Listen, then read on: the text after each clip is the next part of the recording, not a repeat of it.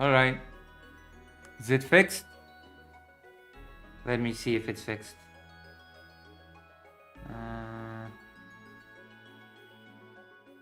Jesus. The most racist color.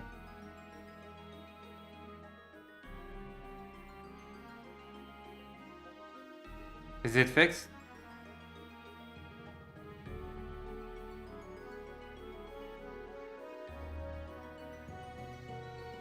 Is it better now? Try to chat. Try to chat and tell me if it's better. Because I set it on better latency now. So it should be far better.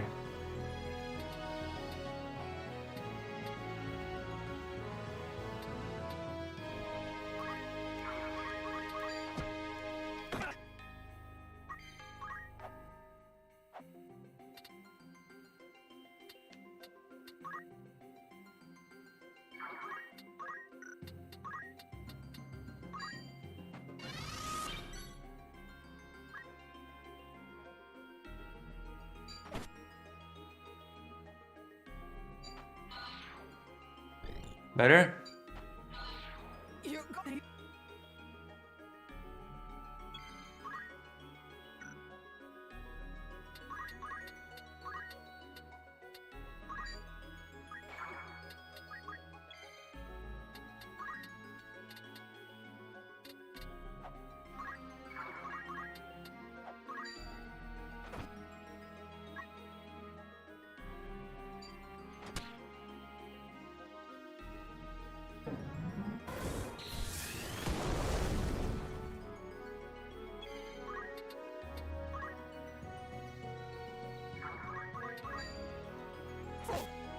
Yes. Alright. Dealing with one dragon at a time is easier than dealing with all of them. Right? I shall spare no effort.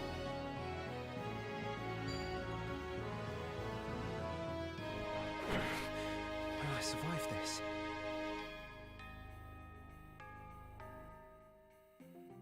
Better? Is it far better? Oops.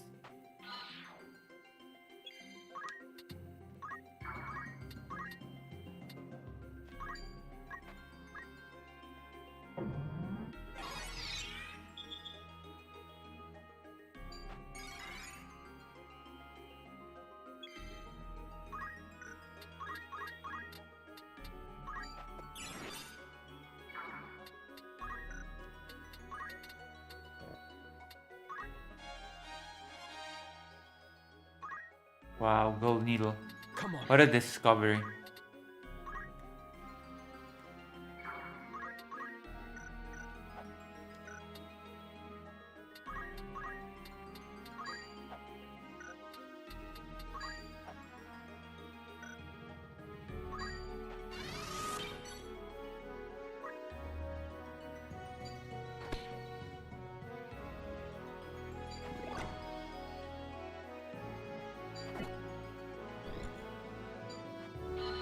I can't move.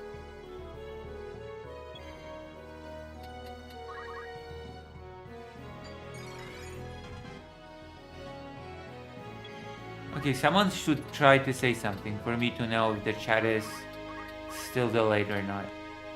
Fake Alec Kyle Parker. Do it. Do it.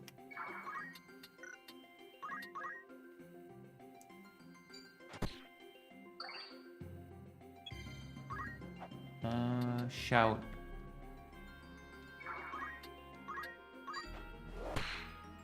Hello, Dr. John. So is the chat delayed or not? Oh my gosh. I cannot believe this. Is it delayed? Is it not delayed? Is it okay? Is it not okay? Is it good, bad, ugly, muffin, button?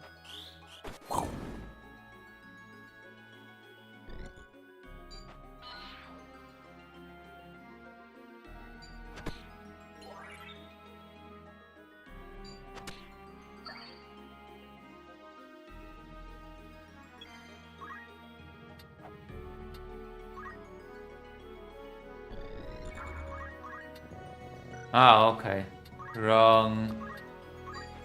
Wrong elevation. I guess unlike in Star Wars, having the high ground is a detriment in this game. It's not good to have the high ground in this game. This ain't Star Wars.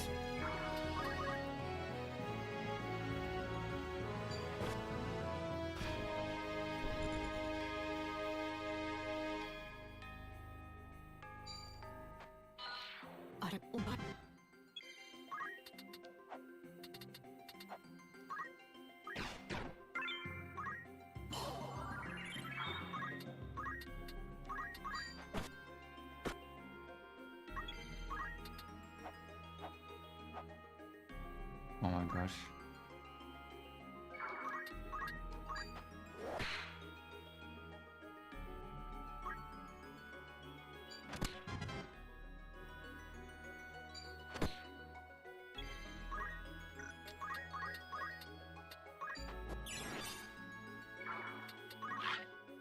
Piglet.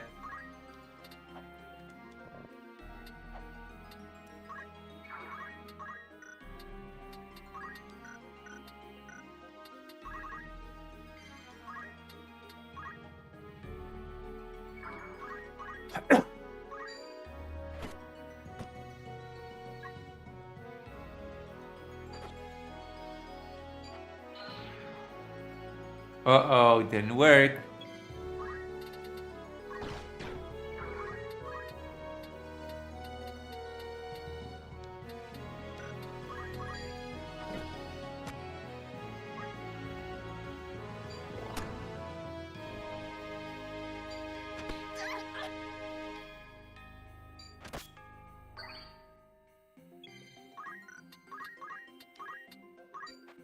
Here we go.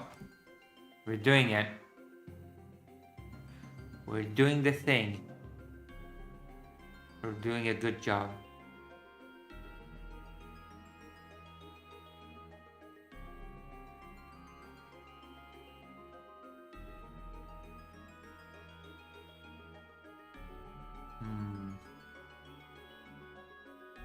All messages.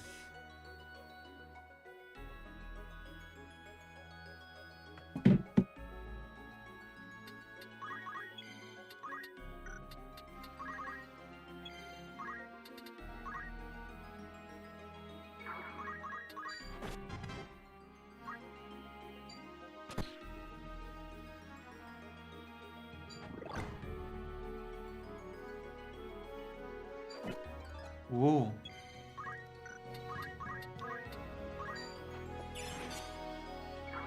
I'm asking you which chat is better. I've set it on better I'll do what I can. latency. Only you can tell me if it's better, okay? You have to tell me. You have to tell me if you feel that it's better.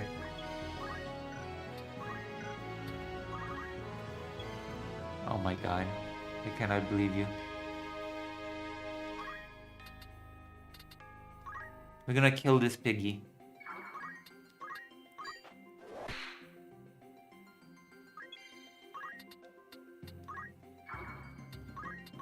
Apparently you can farm piggies for the best accessory in the game. You can make a piggy farm and then take them into battle and skin them for the best accessory. Isn't that weirdly evil and cruel? Oh, one hit, one kill for the piggy. Forward. Whoop. Whoop, whoop, whoop. Oh.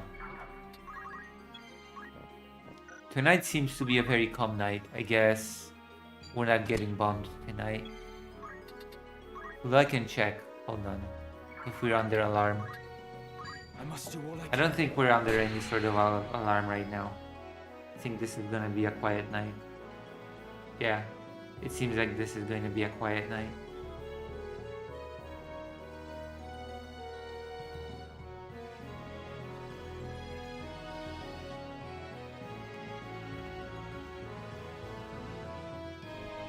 Okay, I've sent the message.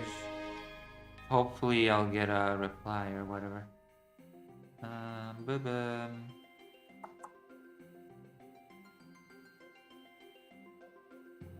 Not like this. So, you tell me, fake Alec Cole Parker, is the chat better?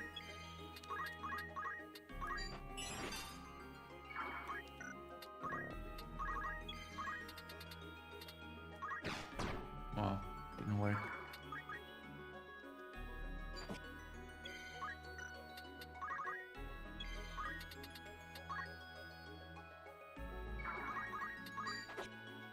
Oh my god.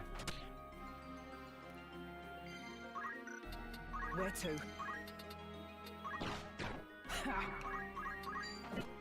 Alright, that'll work. Thank goodness. Alright, we won.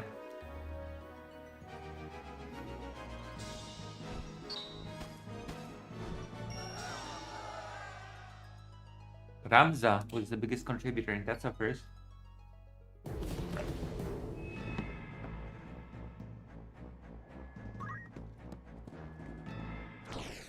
Even more?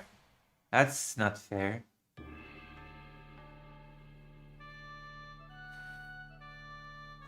Oh, that's the final level. Okay, cool. I am ready. My turn, is it? Why only 4 units Lead though? the way. Why can I only place 4 units? Forward. Oh, because there's a dragon here. What good to you, this stone? Surrender it. Your life it may buy. Reese! At last I found you. As I live and breathe, I will let no harm befall you.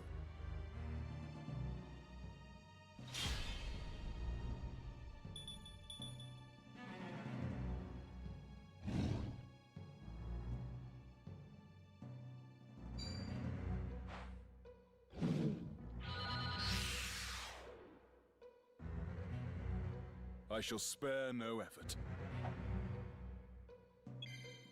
This dragon is this guy's wife.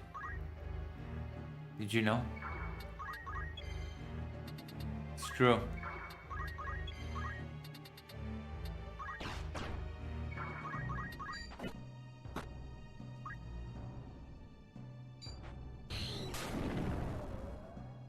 I'm not lying. I would never lie to you. Let me refresh the page and see if the chat is better.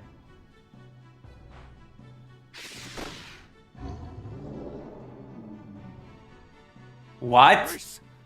No! Oh no. This is gonna be one of those missions, isn't it?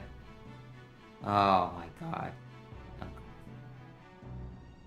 I didn't even have a chance to do anything and... Oh my god. This is gonna be one of those, isn't it? Okay. I get it. I understand. I got it.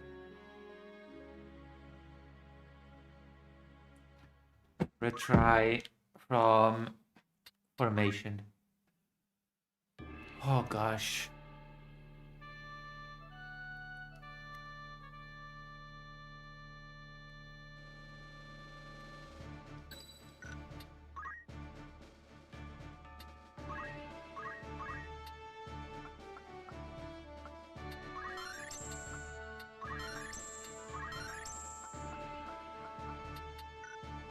I'm done with the samurai job.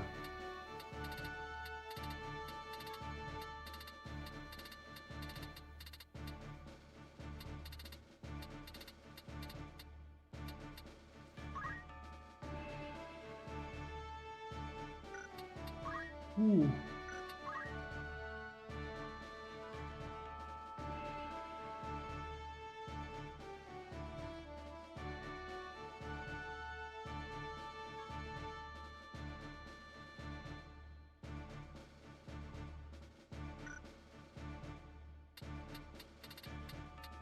Um.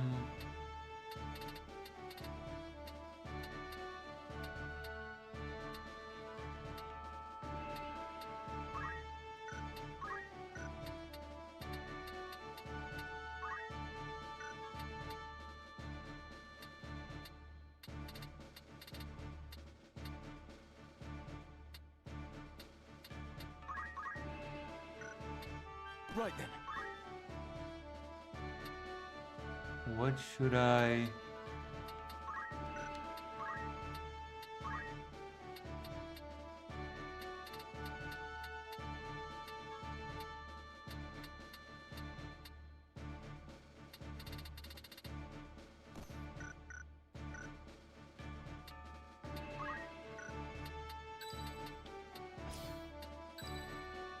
You can rely on me.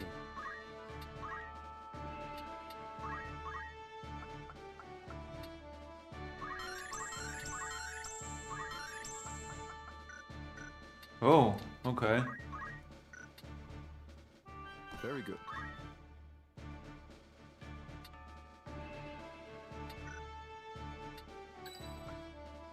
Ready for battle. Lead the way.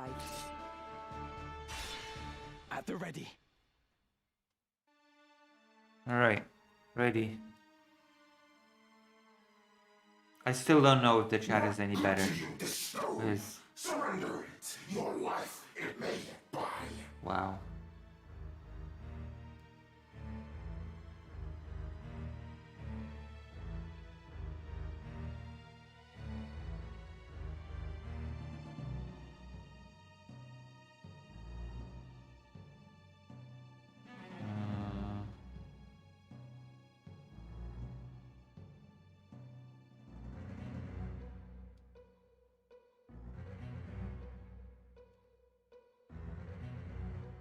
Well, I cannot. If it's not have better still, then I cannot help it.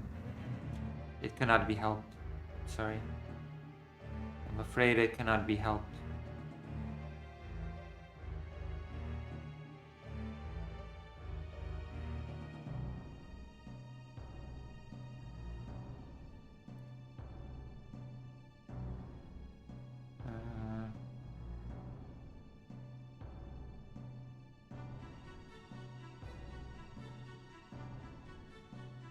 Test. You just tested it now? Oh my god. Reese!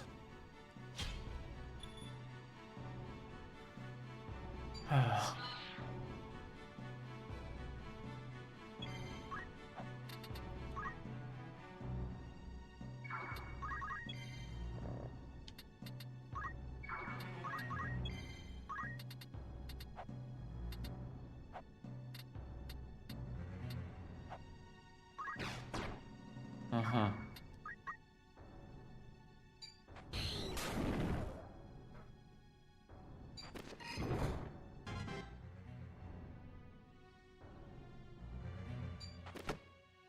What the fuck?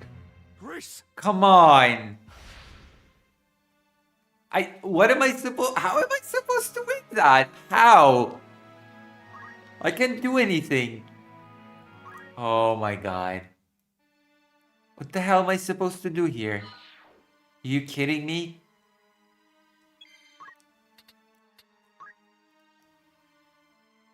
Is this a joke?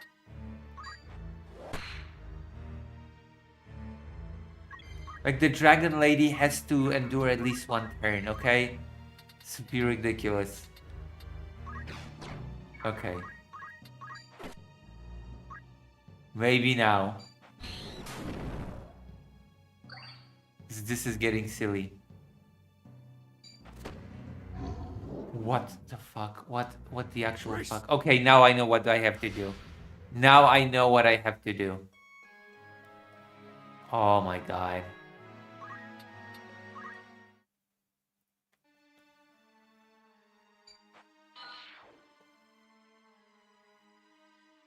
This is so ridiculous.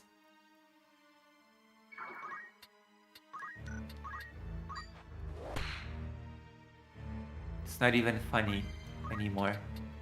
Never was funny. I'll do what I You know can. it, but... Okay, we're starting.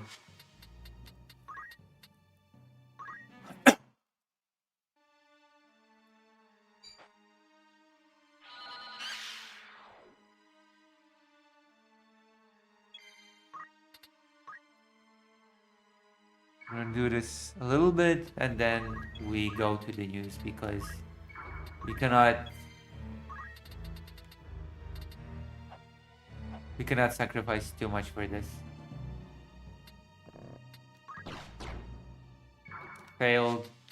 We'll try. We're gonna try a few more times and then we're just gonna stop.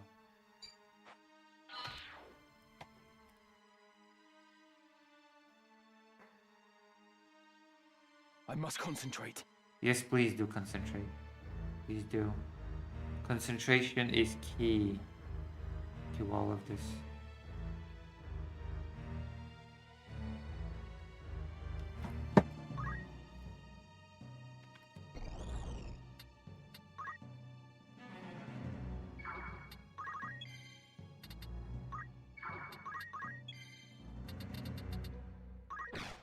Yes, okay.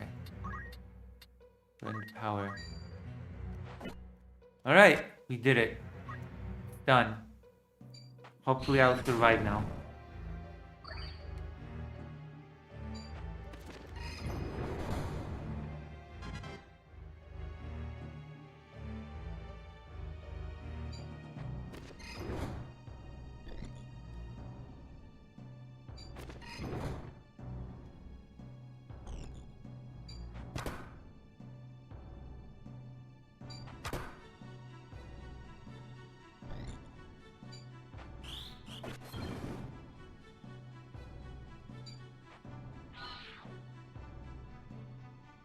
Yes, run away. Very good.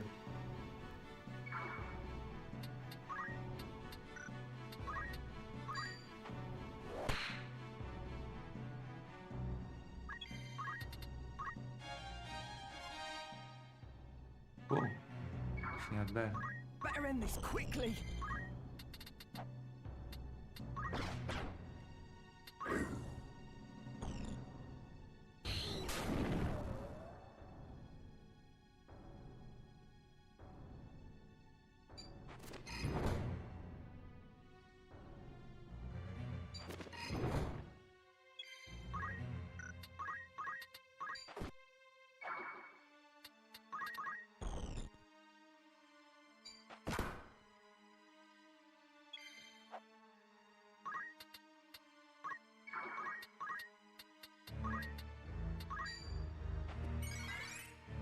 Good.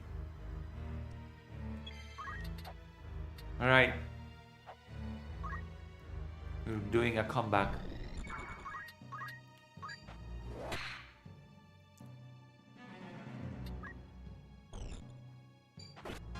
All right. Perfect. Now we will win.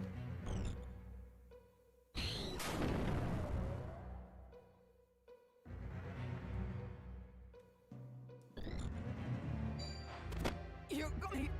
Now we can win this. Oh my god.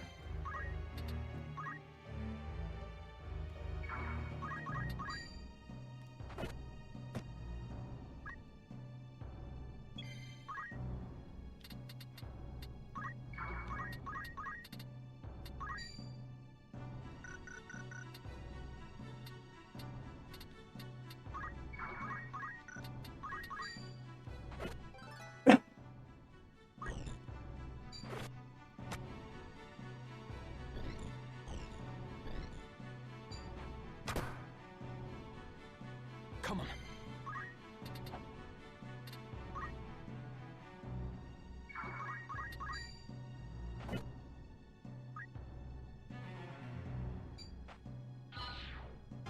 All right. Good.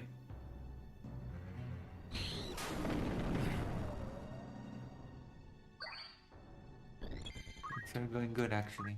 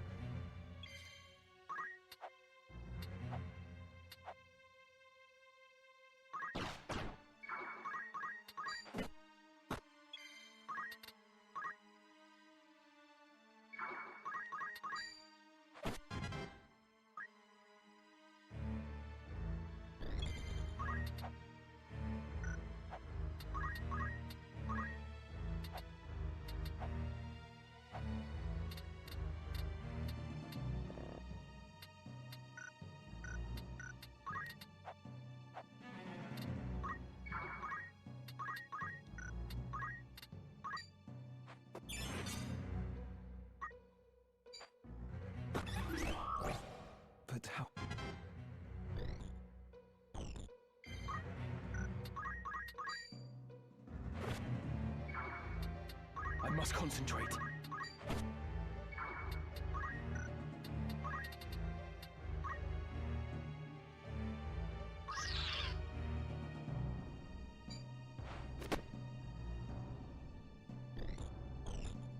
Alright.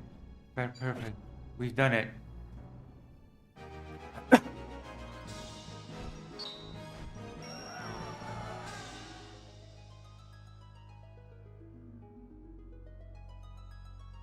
Did you delete my messages? No, I restarted stream because to improve the chat speed. I don't delete messages. My thanks, Ramza. I could not have saved Reese without you. Then we have found the dragon you sought. A companion, more dear to me than life itself. Mere words can be no fitting thanks. You have sought this stone, yes? But how? Let us just say, I have my own debts to settle. As have you. Who are you? Beowulf. No enemy of yours. This I swear on Reese's life. If you permit it, I would lend my sword and shield to your cause. What say you? One cannot have too many comrades. I would be glad to count you among mine. Come, let us quit these darkened halls.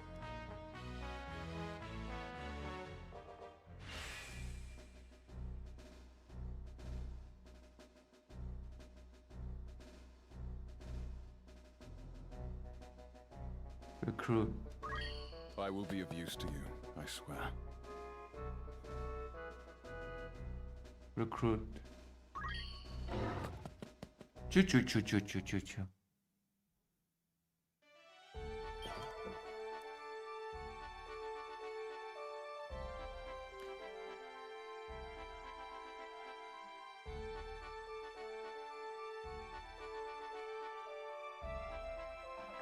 Whoa.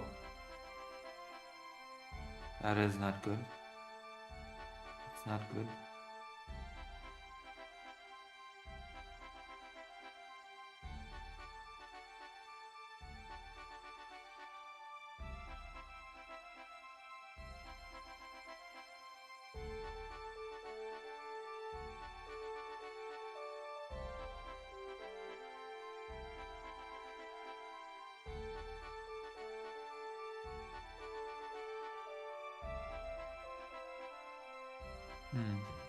Okay, we've done it. Wait. Where is the... Ah, yes. We have to go back. But first, Was there something? learn abilities.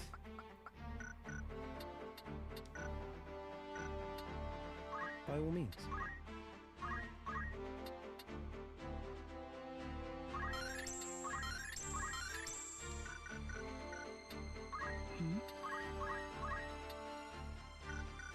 Whoa. Titslops. We have to learn the Titslops. What? Titslops. Oh boy. Wait, have I... Oh.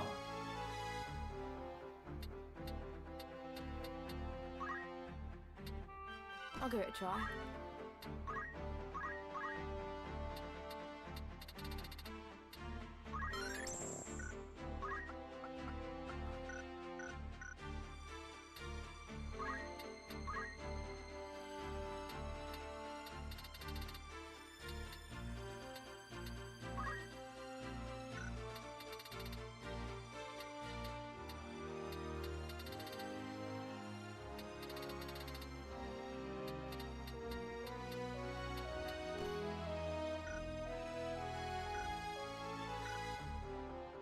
What do you need?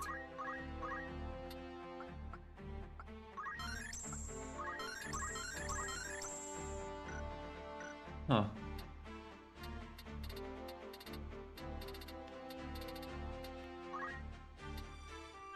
Fetching, ain't it?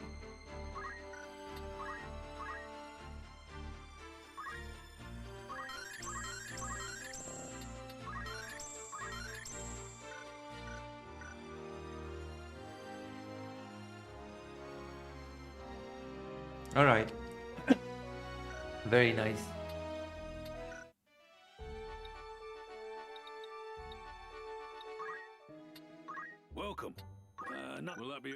No errands.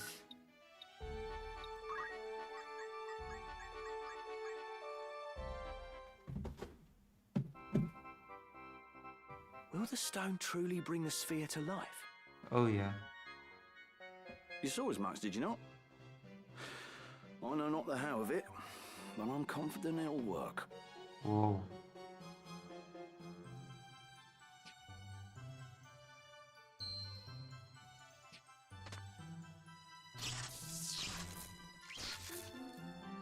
You were right. It stirs. Whoa. You were so correct.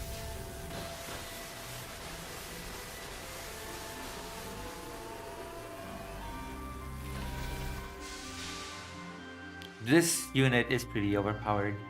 I wonder if they Is that buffed all? it.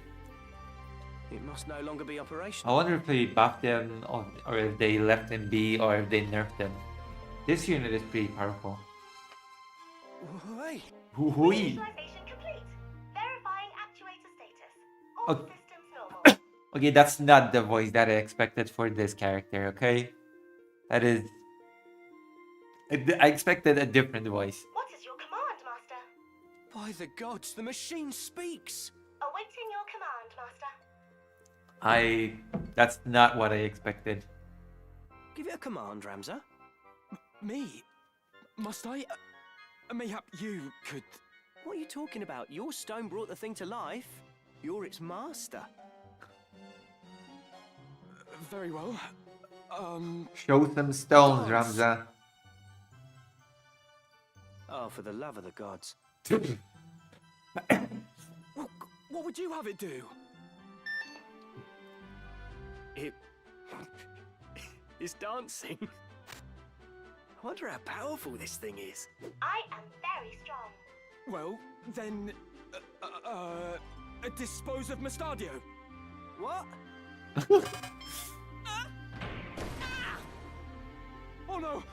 Phoenix down! Where is the Phoenix down? There you go! See? Oh my god, it killed him. Oh boy.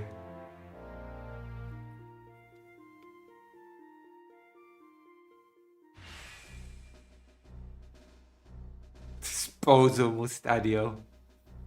Oh boy. Oh no. More birds that I have to... What the hell is this bird doing in... Okay, I have to dispose of my birds. Useless birds. I've got too many birds, I swear.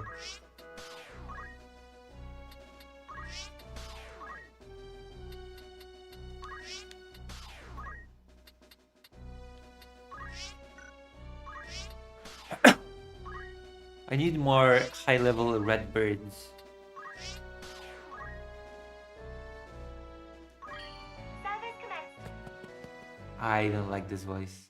Oh my god. Oh boy, I expected a better voice. Welcome. It's a good choice. Thanks.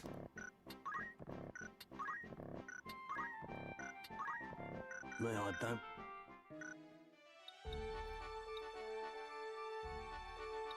Is that it for now? Or what?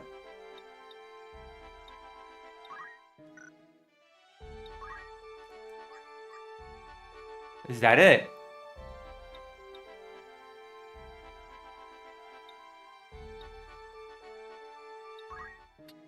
Welcome. It's just root. Will that be a thing?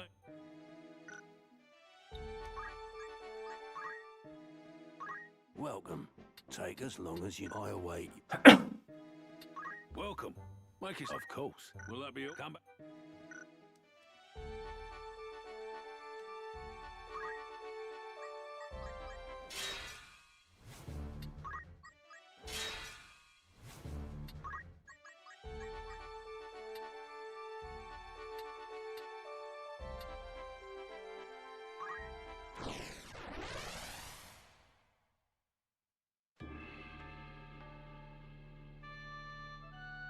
Do I need to meet...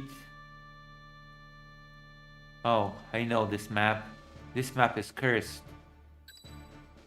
I am ready. Yes, of course. Ready for battle. Lead the way. To battle. Okay, we're gonna do a few maps and then we finish gaming for tonight.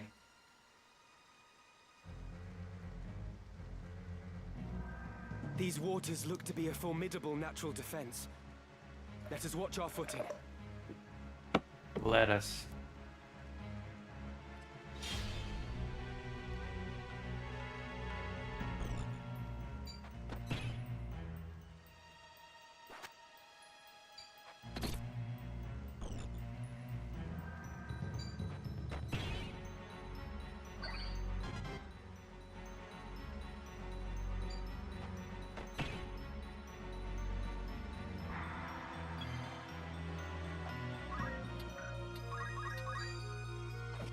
Whoa.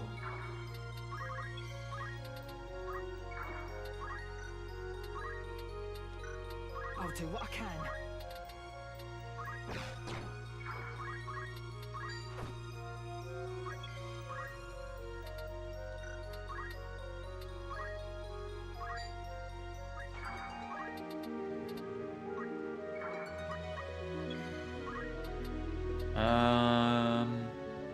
Wait, why am I wounded all of a sudden?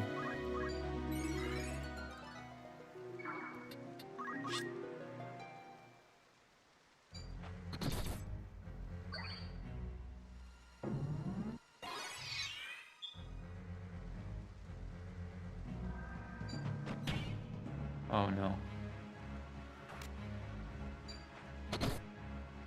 The Chocobo level, the cursed level.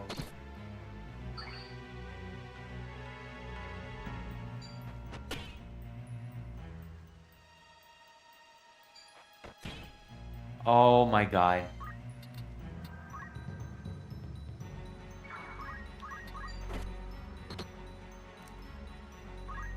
I think it goes without saying that I need to.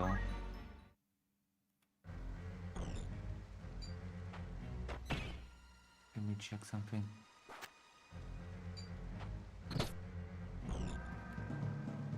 Let me check. Where's the... What? That's not good.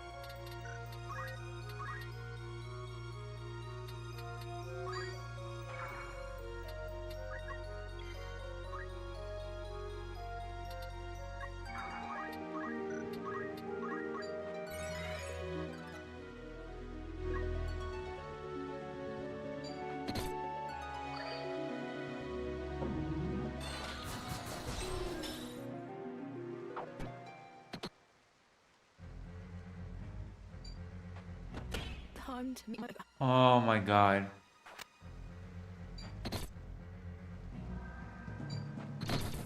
Yes. Good. Oh, good.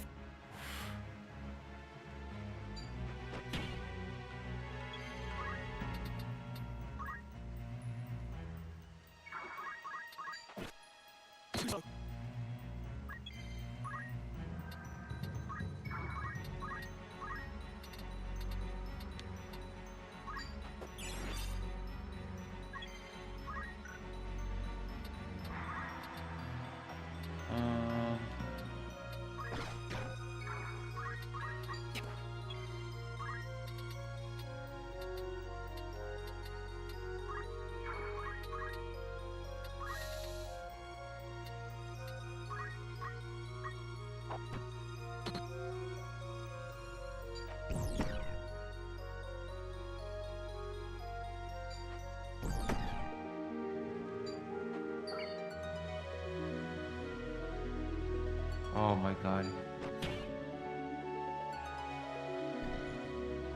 horrible.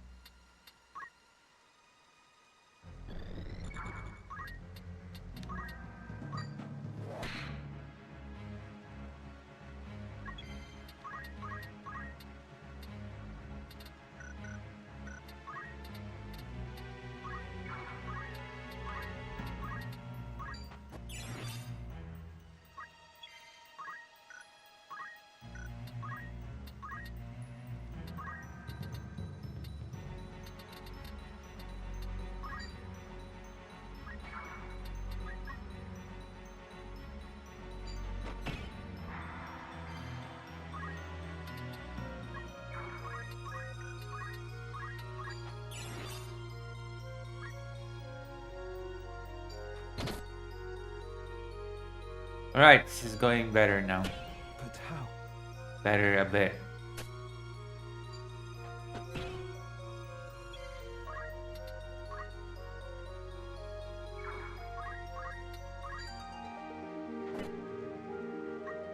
Okay, one down.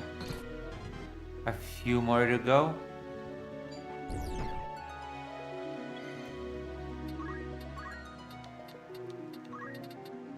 One down, a few more buckos to go.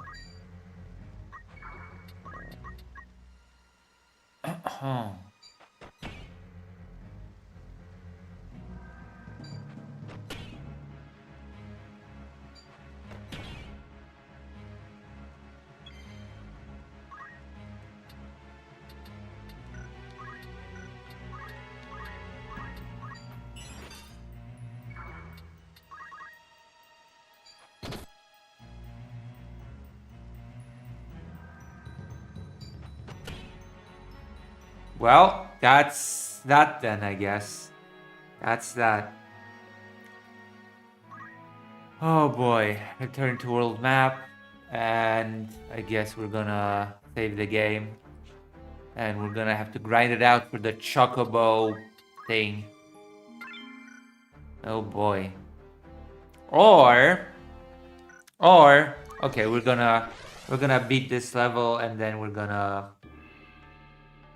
There's one thing that I can do to even the odds. I'm gonna replace one unit with a formidable unit. Okay, we're gonna take this. I am ready.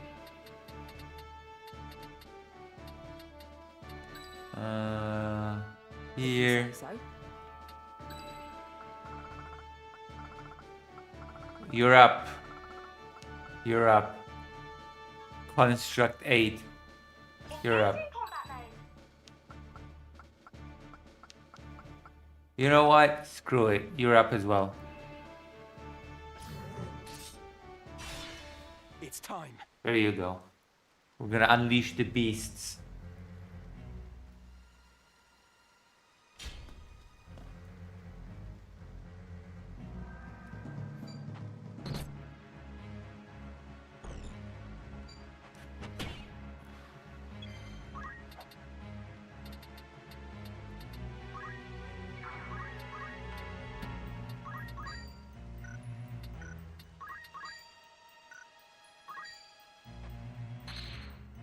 There we go.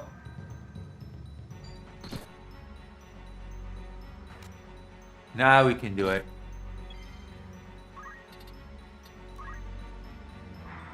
Scout.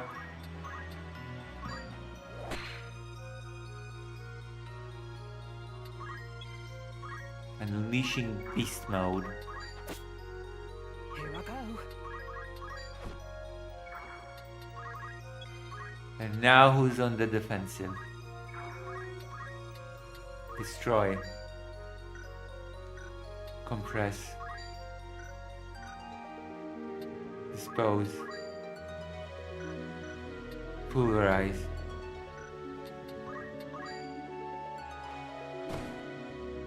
There we go.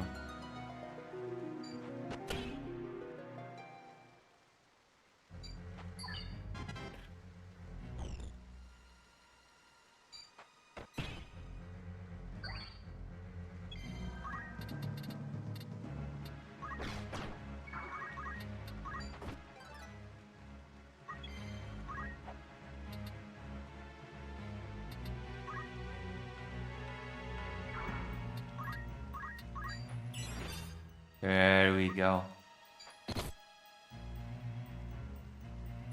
Wasted a round. That was a wasted round. Commencing.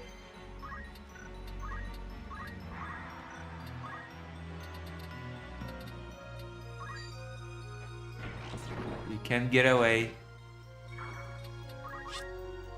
Very good. Very good indeed. Alright. Looks like it's gonna be fine.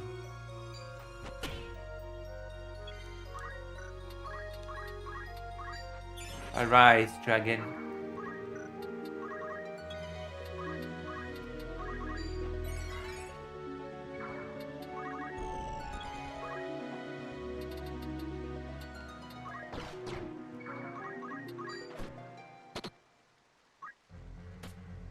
Oh, run away, will you?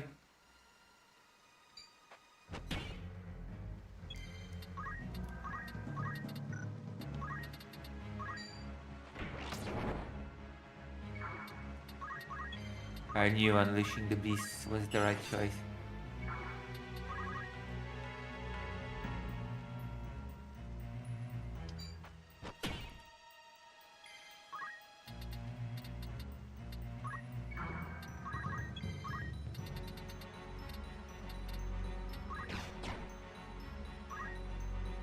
Uh-oh.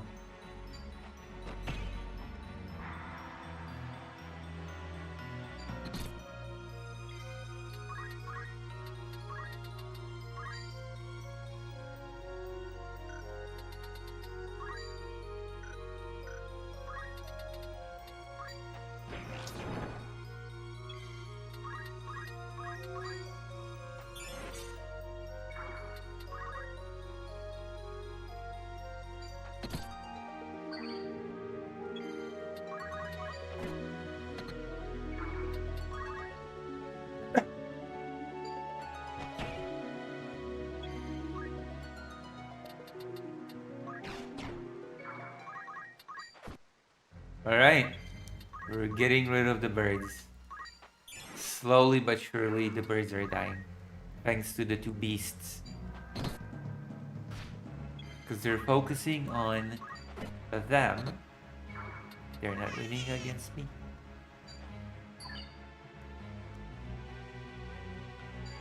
No, not yet.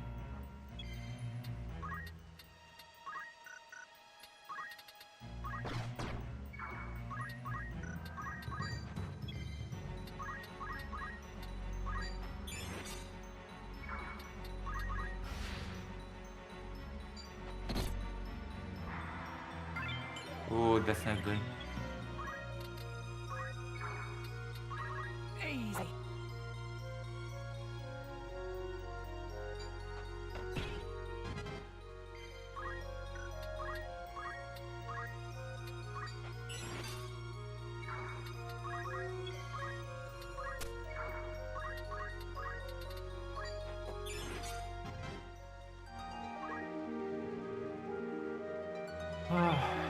Yeah, he has items as well.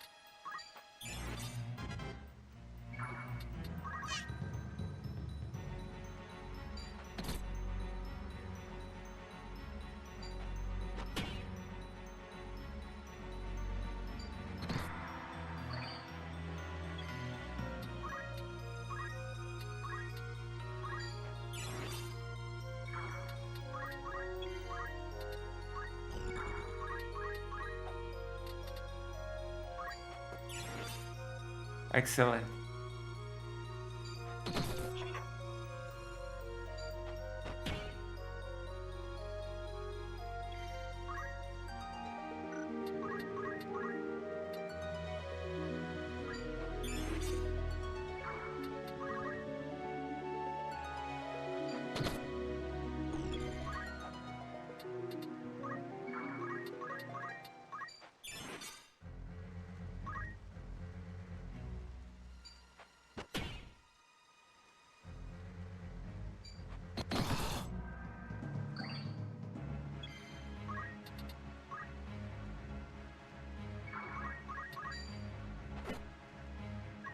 Well, that's one more down.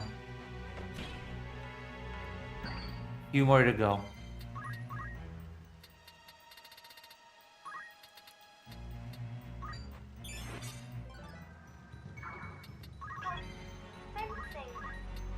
Dispose.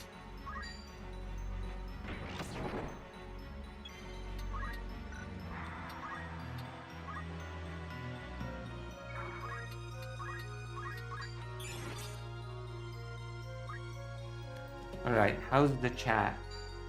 I got caught up in the excitement of beating this level.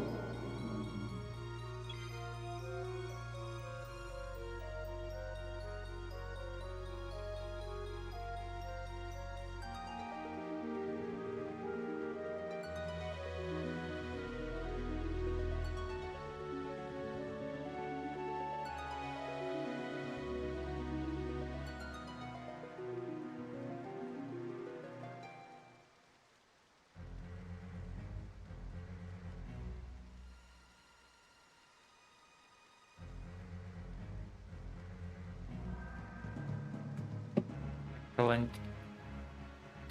Whoa, this is excellence. You will admit to me. If you're a Final Fantasy Tactics fan, this is excellence. Okay, this is pure excellence.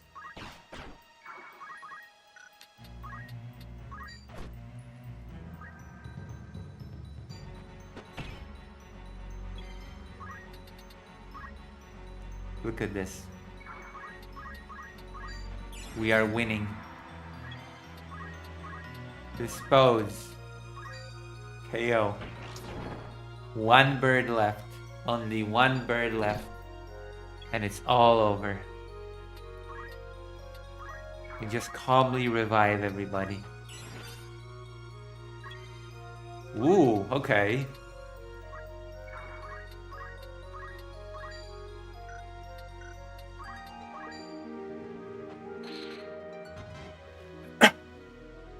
We won. Perfect.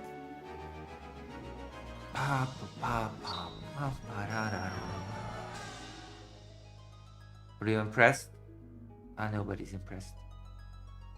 Spoils of war. No spoils. Alright.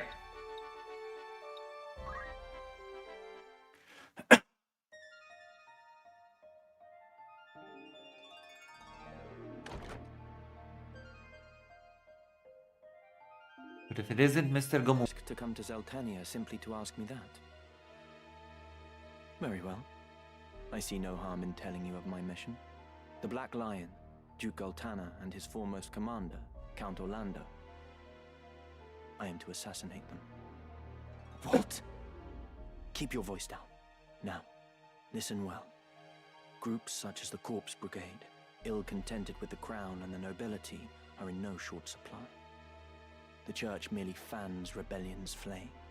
The people tire of war, and their disdain for the crown waxes with each passing day. Of course, Goltana and Larg want to put down the rebellions at home, but they lack the troops to do so.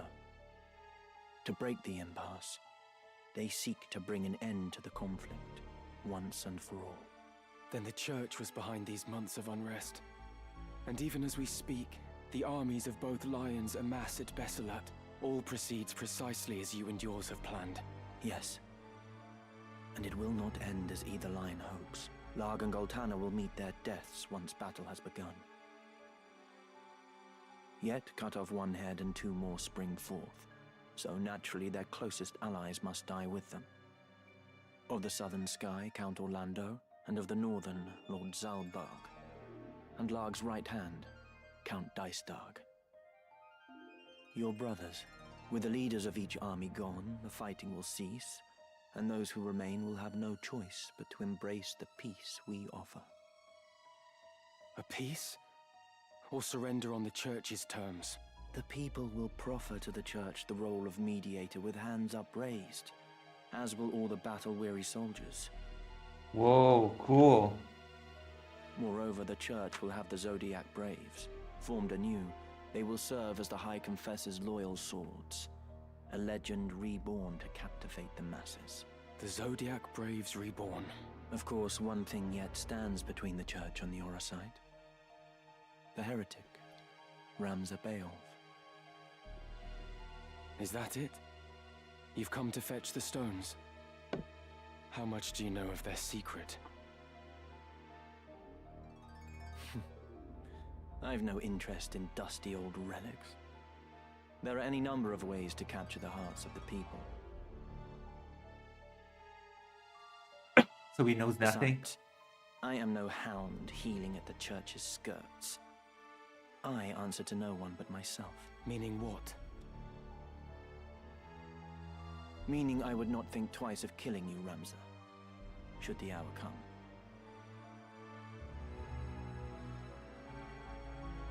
But not this day. Though our methods be different, our goals are not. As long as they remain so, you are no enemy of mine. Delita, you could come with me. I cannot join you. She needs me. Far too much to leave her now. Avelia. One army has crowned a king, and the other a queen. But only one will rule. The one who outlives the other. The church itself favors neither, for what it desires is a pliant puppet whose strings the High Confessor will hold. And happily for them, both Orinus and Avelia are well suited to the role. It matters not who prevails. And you? Do you not use Avelia to fulfill your own ambitions? Use her? That I cannot say. But of one thing I am certain. And that is? To save her life, I would gladly give my own. Delita. You must think this strange. No. I understand only too well.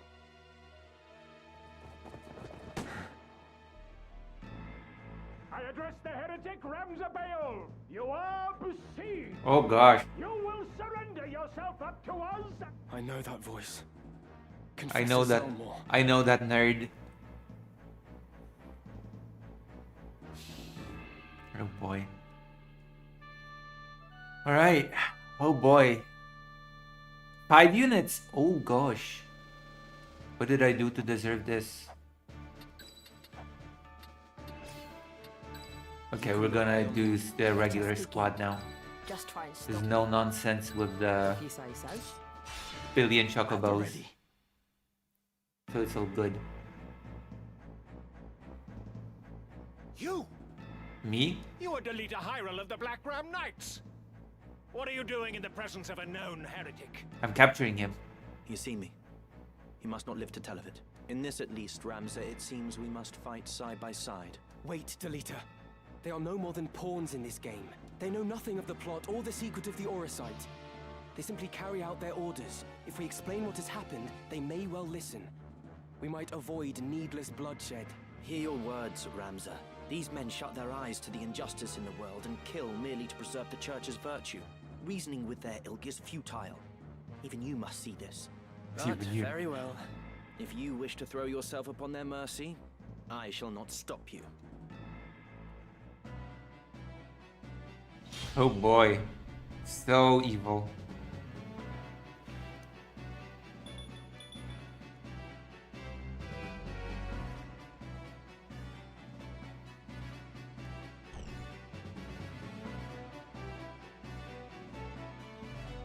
You're mine.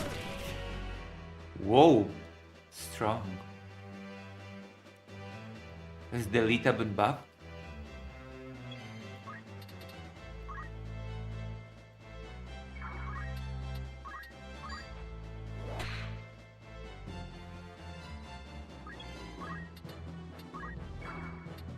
Here I go.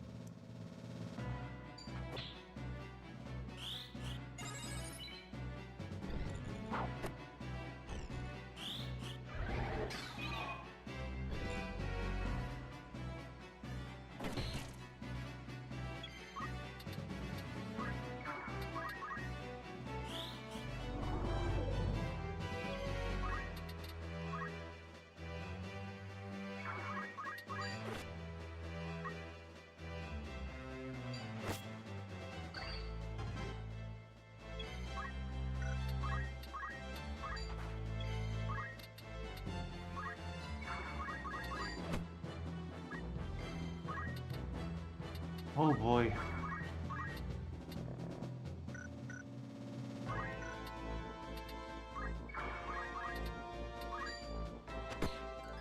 Nice.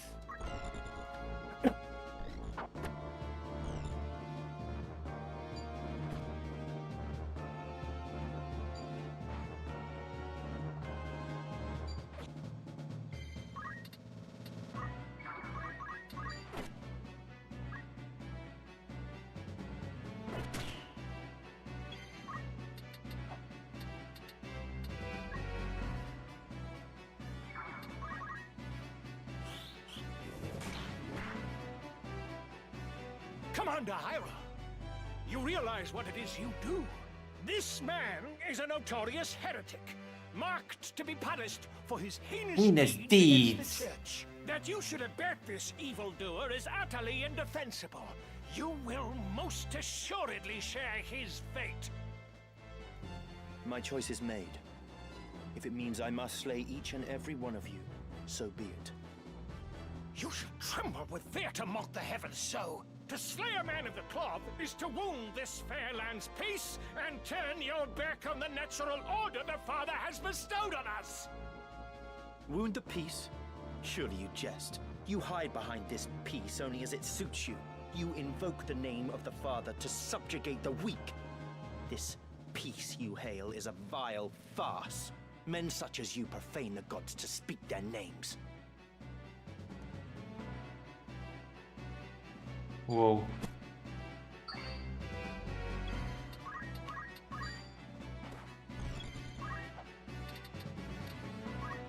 Whoa.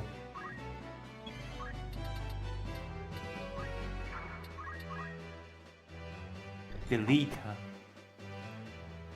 Hear me, Confessor. You are being kept in the dark. If you would but listen, I will lay bare to you the evil conspiracy that threatens us all. Conspiracy, you say? I take this to mean you would contest your charges, for all the good it does you now. Our Holy Office offered you a forum in which to clear your name, to absolve yourself of the charges of murder and Orosite theft. But you discarded this chance like so much light soil. You fled, and in so doing proved your guilt. You have been tried and found guilty. Your only absolution now is in death. The hour of your plea comes too late. Then you force my hand. You forced me, Mr. Canister. Mr. Canister.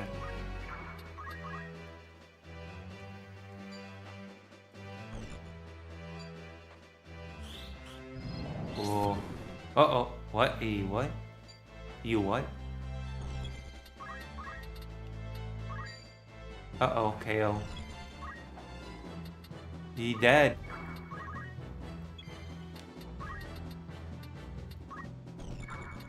He's weak.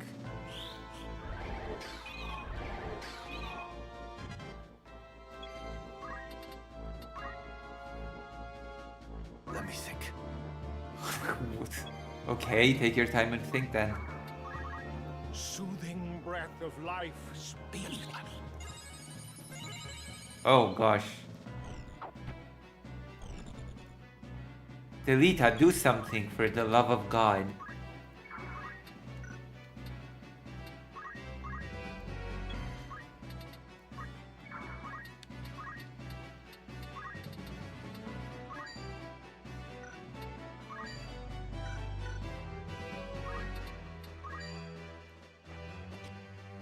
Justice well served.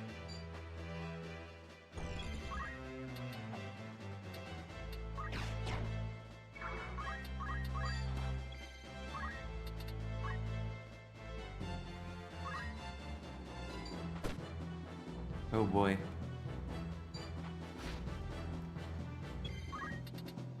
I guess it's up to me. Stand aside. You gonna do anything?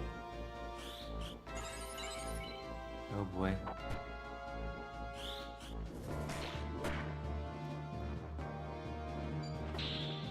Aha! The battle hours. You've ruined your chance to live.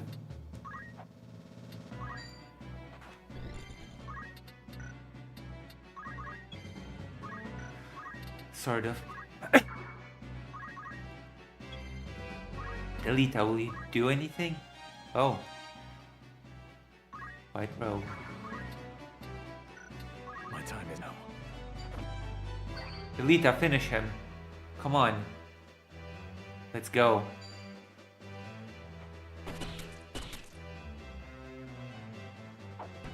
Alright. Cooperation. How can this be? Great Father, strike down these sinners, that they may feel your wrath. Yeah, God is fake. Sorry. Dead. You're dead. Angel ring.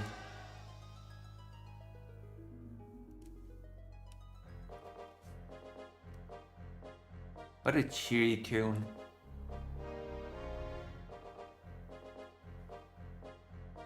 Where will you go now, Ramza? 2 errands brought me to Zeltenia. The first was to meet with you.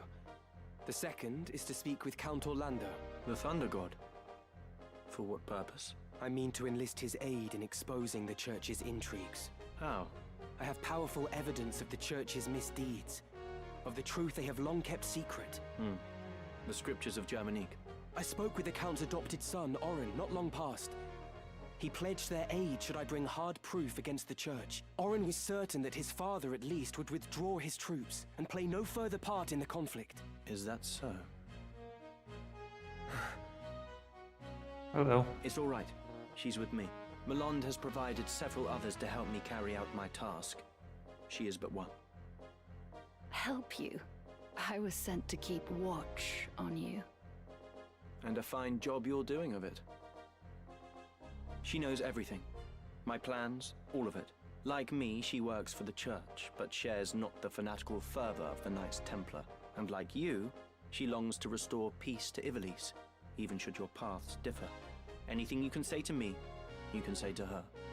You're the youngest son of House Baelv. Ramza, am I right? Childhood friend to Delita, and nefarious heretic. That's My me. name is Valmafra Lenand. A pleasure. Pleasure. I take it you did not come for idle chat. I've received word. The northern sky moves. They make for Besselat. Count Orlando himself has departed for the same only just now. As anticipated, Duke Goltana will also strike forth, and with your Black Ram Knights, no less. I'm afraid it's too late, Ramza.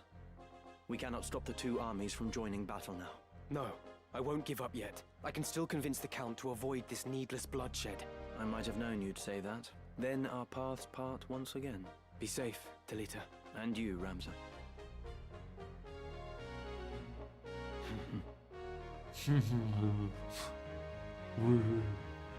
Oh boy. You mean to let him go? He acts as I expected he would. Even your friends are only pieces to be played. Yep. Mind your words. You know not what you say. Such outbursts ill become you. Haven't you somewhere else to be?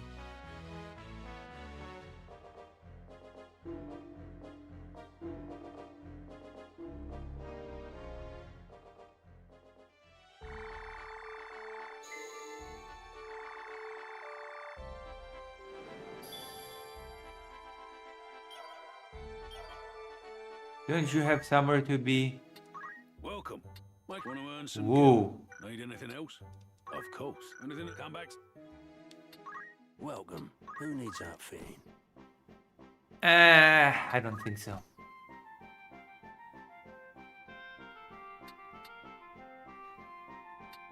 This is your grand. It won't be just.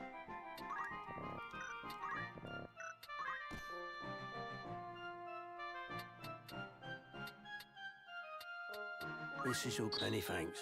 May I be or come back. Alright. We've done enough gaming.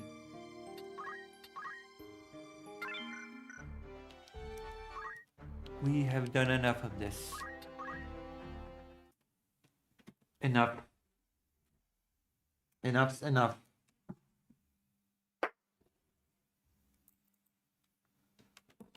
Oh my gosh.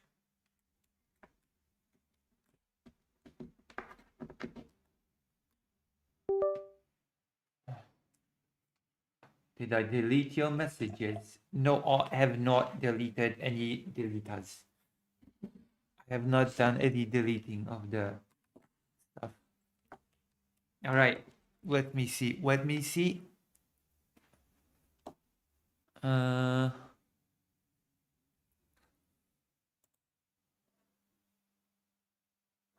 that's the wrong thing. Your channel. There you go. Live chat. And there we go. Whoa. I'm happy at least about the fact that the audio is... Oh, hello. Philip August. Hello, hello. I did not see the chat till now. Okay, let's see. I agree with that. Ooh, you agree? Oh, this is... Oh my gosh, this is the... Right. Almost forgot that we did this here. I almost forgot. Okay. Let's see if there's anything on YouTube worth commenting on. First and foremost. Let's see if there's anything here. President Sunday. Literal mercenary. Is this Sanderhall? It is Sanderhall.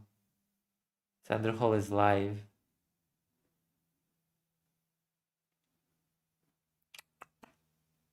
Hold on, one moment.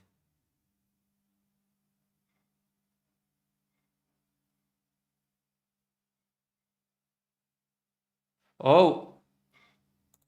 German. Okay, we're gonna watch this AI German Shepherd video to start off our political segments, okay? This is the best politics.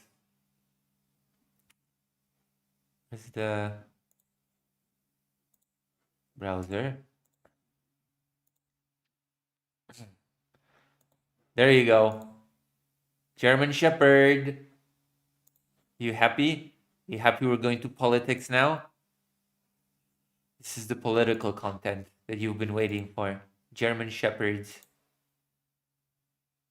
Alright, I'm ready. Ready to watch this and do political analysis of it. Shepherds don't just judge strangers by looks. They read body language, scent, and energy within seconds. Oh. This natural... Oh my god, look at this face. Look at the expression on the German Shepherd. Suspicion isn't aggression.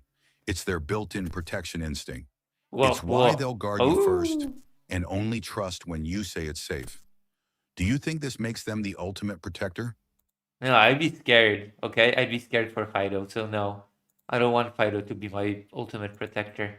German Shepherds are total perverts. Just kidding, no they're not.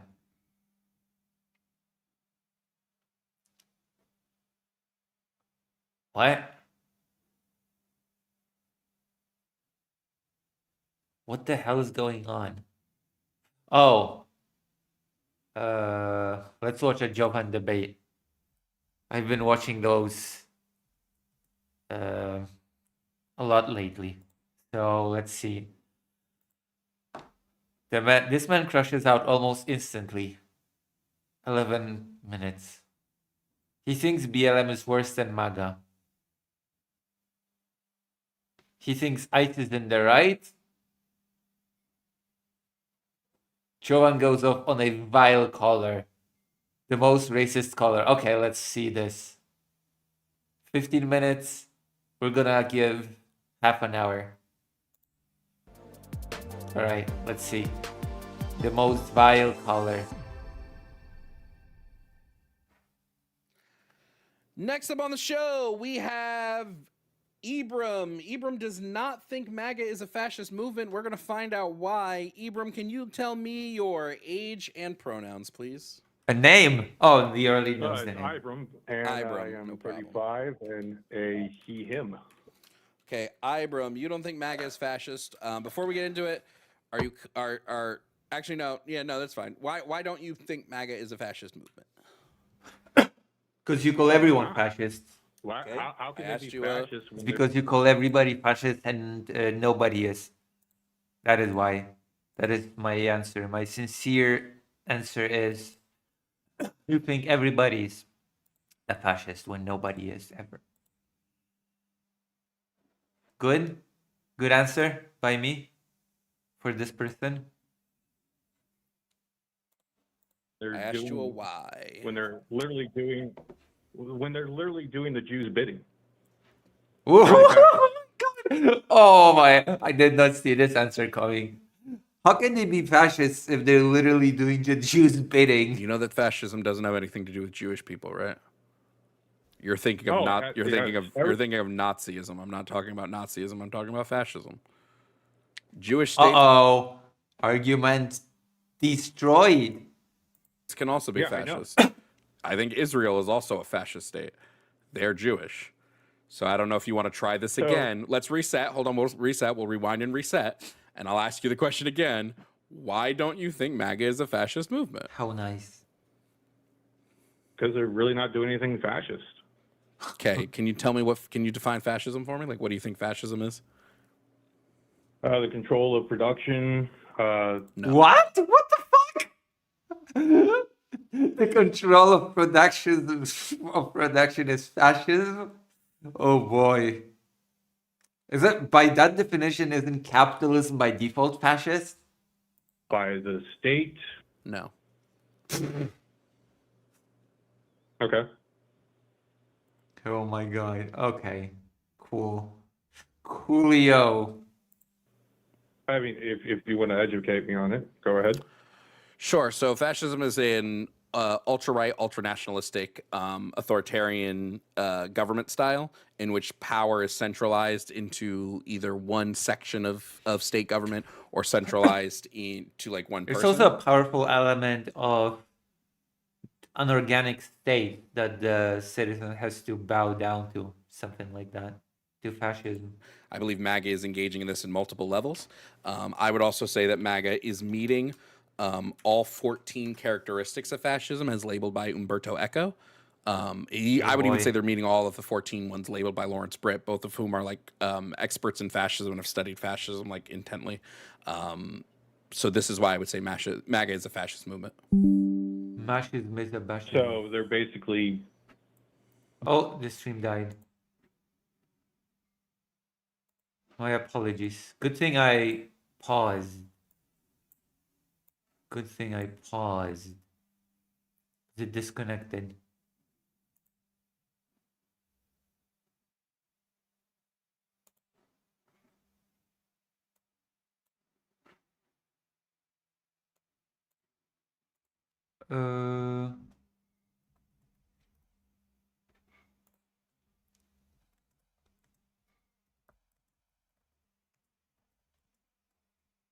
Whoa, wrong button.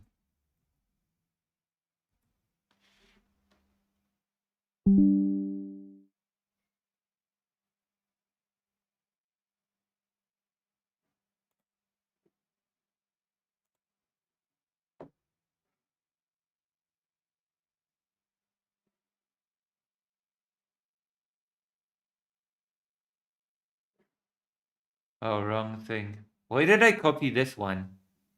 Oh my gosh. That's funny.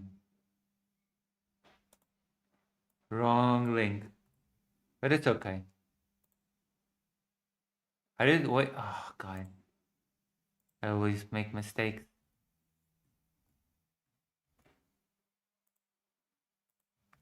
To my detriment, but it's okay. To my detriment, I make the mistakes. All right, we can continue now, I guess. Very authoritarian, but yet we have committees upon committees and on states that are doing everything to destroy America. Yeah, so I don't know if you only listen. Yeah, like MAGA does try to destroy America, basically. How long has the shutdown been at this point? 29 days. Half of what I said when it comes to authoritarianism, it's about centralizing power. And MAGA is absolutely centralizing power. Donald Trump is trying to centralize as much power into the executive branch as he physically can get. This is why we had the Supreme Court decision about whether Are you or trying not to destroy America? I'm not from MAGA, so no.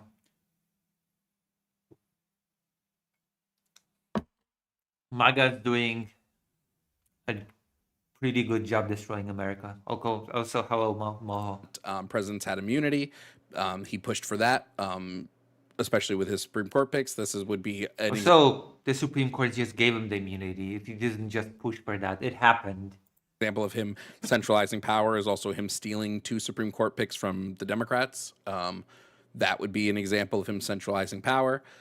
Ignoring court orders is an example of centralizing power. Stopping the ability for courts to do injunctions is an example. Apparently, this guy is going to be really, really racist. So this is going to be a wild debate. It's going to be a crazy debate. One of those crazies. Oh, boy. Centralizing power. I could go on and on and on and on and on. Forever. I mean, I personally don't see it being fascist. I think our... Oh, you personally don't see the... Okay. That's cool. It's cool that you don't personally see it as fascist. All those things that, fascists do. Maybe you're a fascist yourself. Maybe that's a possibility. Government's completely controlled and occupied by Israel, and it's been a long time, or like probably since the 1900s. Nothing. That means nothing to it not being fascist. True. It just seems like you want to spout anti-Israel talking points, which is fine. I don't like Israel, but are you going to engage in any of the stuff that I said? I don't like any non-whites either. I think you. What? Wait, what? I don't like any non-whites either. You all should be removed from this country. Oh, wait. He called in to a black guy to say that all non-whites should be removed from the country. Why the fuck would you do that? Why the fuck would you call into a black guy's show to say that all non-white people should be removed from the country? Wow, that was riveting. Do you want to actually have the debate or no? Yeah, I'll have a debate. That's why you all should be removed. Okay, so are you going to address riveting? You are peak internet. Can you address any of the things I've said so far? Are you incapable of doing that? I mean, the guy's a fascist himself. Of course, he's. I think you're wrong. I think you're wrong because I don't see some sort of... Address what I said. Address what I actually said. No, address the actual points I made. It's real simple. Address the actual points I made. You waited 44 minutes to be on the call here. If all you did was wait 44 minutes so you could spout whatever you want to spout, great. I'll just move on. If you want to have the actual debate, I gave you a list of things. Address that list. I mean, if are you happy? Are you happy that a black person is smarter than you? Probably not. Probably very not happy. Non-whites removed. Are you happy that Are you happy that a black person is smarter than you? Ibram, does that make you happy? No. That you're being outsmarted by a black? Just because you put a monkey in a suit doesn't mean he's smart. Really? So address the shit. Address the shit the monkey said. Then stop being a pussy and address the shit I actually said. Well, how about you stop being a pussy and you address who started the civil rights? Wow, not a part. What the hell is happening? What does that have to do with MAGA being a fascist movement or not? This guy just came on to be racist. That's it. That is all what this game came on to do. Has literally nothing to do with what we were talking about. Either address the points I made, or talk about that. Yes, because you're a pussy, Ibram. Because what happened, Ibram? No, here's what I'm going to tell you. Here's what I'm going to tell you. Fucking pussy ass shit. You're muted. I hate to say it's my show with your pussy ass shit, Ibram. You came onto the show thinking you could intellectually dominate. Oh, little black. I can intellectually dominate this widow old black. You can't. You're a fucking joke. You don't know who Umberto Eco is. You don't know who Lawrence Britt is. You don't know how to define fascism. You don't know any of this shit. That is such a sad thing. If you don't know who Umberto Eco is. Then again, the state of education, at least in some parts of the US, is lacking. So, You're so steeped in your fucking dumbassedness that you can't even handle the goddamn conversation. I don't mind if you want to be up here spewing fucking bullshit. Go ahead and spew bullshit, Mike G. Spew the Nazi-ass rhetoric. I don't give a fuck. What I give a fuck about is if you can engage in the fucking conversation, which you can't. And I get it. Your brain has not developed past a fucking 3rd grade level. So when I say big fucking 3-syllable words, you crash the fuck out. Do me a favor. Boy. I told you that a part of fascism is the centralization of power. And I gave you examples of I do enjoy these debates. Although fascism, there's a lot of discussions on what fascism isn't, etc. Because fascism is a very internally inconsistent and illogical movement. So there are many different facets to when it comes to fascism and how you can define it and how you can discuss it. There's just a lot of different things that you can talk about here. Donald Trump centralizing that power. Can you address any of those things? Or are you going to live in your fucking dumbassness? Oh my God. Wow. You're muted again because that's not what I fucking asked you, stupid. I'm not even sure if centralization of power alone is enough to qualify as fascism, to be honest. I think there are at least a few other qualifiers that you have to meet. There were certain centralized powers that, technically speaking, just did not qualify as fascism. All right? Stupid as fuck. I asked you a simple question. The only thing I want to hear from you is the answer to that fucking question. So either A, address the centralization of power into the executive branch, or B, go home and fuck your sister. Those are your 2 fucking options. Jesus. What are you going to do? So aggressive. Well, considering that your race has more... Okay, great. So you want to continue fucking your sister. I'm sorry, this ain't a family reunion. You ain't gonna fuck me. So the only options you had were answering what I said, which is the centralization of power into the executive branch, with clear examples that I gave you of centralization. Wait, this goes on for more. This goes on for a while, so... Also, I think that centralization alone is not enough, but, you know, I already said that. I'm just repeating my point. Power into the executive branch, or fucking your sister. And you chose fucking your sister. And I get it. I get it. Life has been so hard for you. You had all these advantages set up from you from the system because your little white ass couldn't fucking handle shit. And instead of seizing those advantages, you decided to live in a fucking trailer in the middle of goddamn nowhere. I don't give a fuck about that, Ibram. I don't give a shit. I don't care about your inferiority complex. I don't care about the fact that a black dude probably fucked your wife and you're pissed about it. I don't give a shit about any of that. I care about the fucking argument on the table. Very bold to assume that this guy had a wife. Now either address the argument or continue to look like a backward hick nobody gives a fuck about. So are you going to address the argument, yes or no? Sure. Yes or no? Niggers have... Oh, Ibram. Aw. Waited 44 minutes just so you could get mad at a black person for physically dominating you. Next time, I understand. You know, you are the type of person who pays black people to fuck your wife. I get it.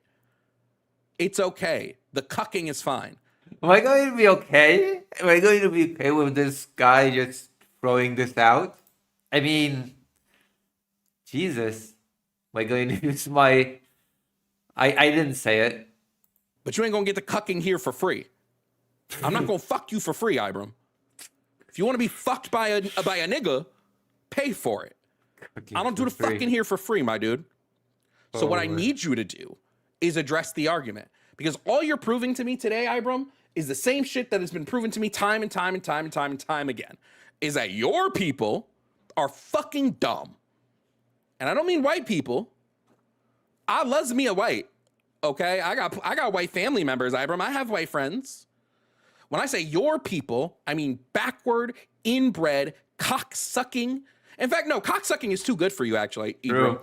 Ibram, cock-sucking is too good for you. You don't deserve to suck cock. You are actually a full-on anus licker. Because cock is too good for you. Listen. So either... Okay, I'm not gonna say anything. I'm just gonna be quiet. Or address the argument that I'm sure you forgot because your brain can't think further ahead than a housefly, or shut the fuck up. So are you going to address the argument, you fucking pussy? Yes or no? Okay, so you mute to get your side in, right? Okay. I muted you because you said the N-word, you fucking pussy. Address the argument, pussy. Stop being fucking scared. Oh my god, what is this? Oh, this is so unhinged. Why did this person even call in? This is 15 minutes that nobody's ever going to get back. I swear to God. Stop being scared. Address the argument, pussy. Stop being scared. Address it. Address it, coward. Waiting. Can you do it? You're not muted right now. If So Trump do was it. fascist, then why? Then why is everything against Stop him? asking the Why why. do you I like gave Trump? you a fucking list, you stupid. Address it. This isn't you addressing the argument, Ibram. This is you trying to worm your way out of it. Address the argument. I gave you an argument of the centralization of power. This government is not I get it. fascist. You Everything forgot. is I against get Trump. it. You forgot. Always working things. Ibram. Ibram, I love that you proving that black people are smarter than you right now. It's amazing. I Bro. love that you're proving that your IQ Wait. is on a IQ, fucking IQ. level of a fucking cow. I get it. Hey! I get it. Leave This cows monkey is alone. smarter than you. I hate to fucking break it to you. Leave cows alone. Cows are very intelligent animals, I think. Are cows that? How intelligent are cows? Okay, I'm gonna look it up. Hold on. I'm looking it up right now. How intelligent are cows? How intelligent are cows? Cows are more intelligent than commonly believed, showing abilities in problem solving, memory, and emotional intelligence. They can solve problems for rewards, remember people and faces, form deep social bonds with specific individuals. And now it makes me not want to eat them anymore. Oh God, now I feel guilty. Form social bonds with specific individuals and have a rich emotional life that includes experiencing joy, fear, and even joy. Oh, okay. Thanks, AI. I'm gonna have to look for something more substantial. Horse Dairyman. How smart are cows? Joy and even joy. There have been many times I've been working cows and they have done some of the dumbest things. Oh.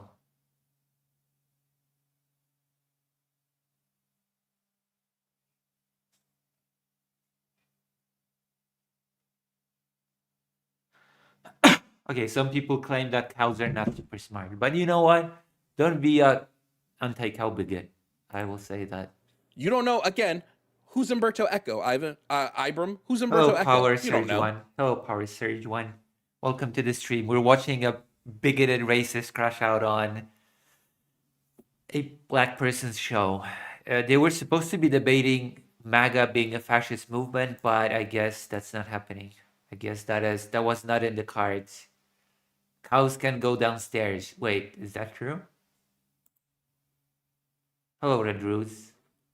Why is that? Why can cows go downstairs?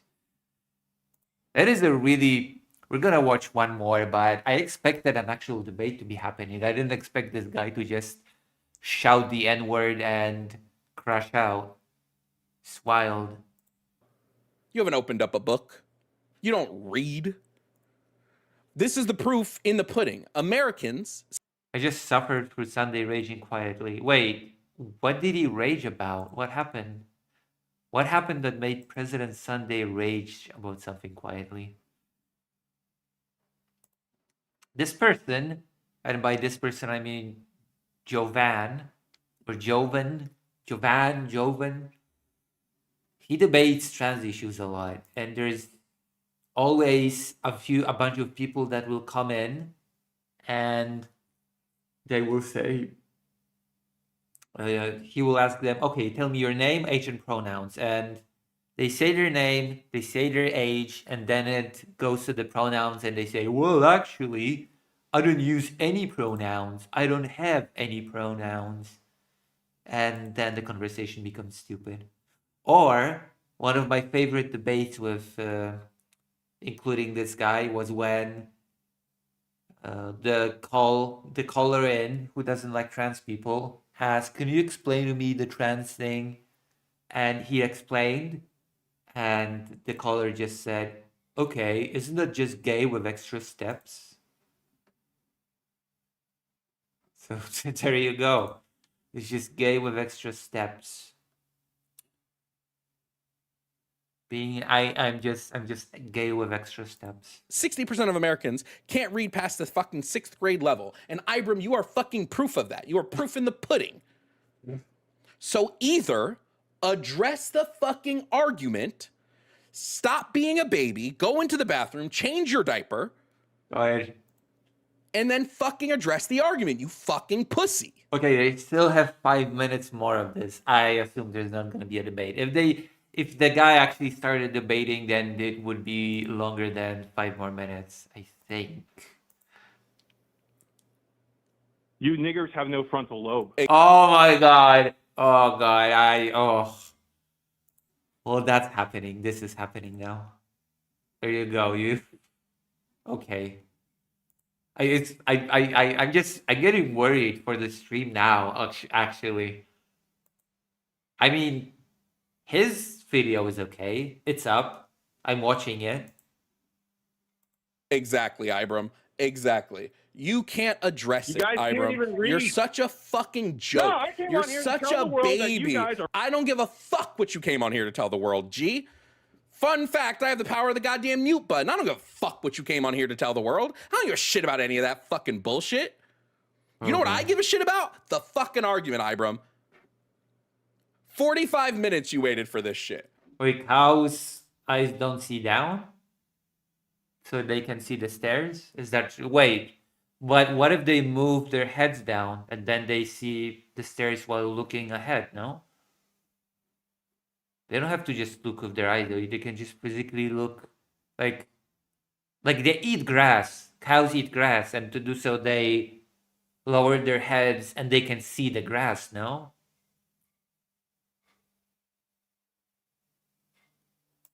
Wow. The sadness that is your goddamn life. And I hate to break it to you, Ibram. I'm a good person. Otherwise, I would have told the entire chat what your fucking phone number is by this point. But I'm a good fucking person. Unlike you. I give a shit about my fellow American. Not you, obviously. I don't give a shit what happens to you. You could get hit by a bus tomorrow, and I would think the world... Interesting. Well, these dogs can see the stairs. That's why Fido can, actually. Okay, I feel like this is very... Listen, this is very mean-spirited, and I feel like we need something to, I don't know, lighten the mood. Hold on, we need a Fido. We need a Fido. We need to have a Fido. Where's a Fido that's not too big and intrusive? Okay, we need... This is a Fido that we can get behind, right? Cool? Because this is getting out of hand. This is getting too negative. So I feel like we need a Fido to make this, to balance things out. Is that fair of me to say? The side chat is so quiet now.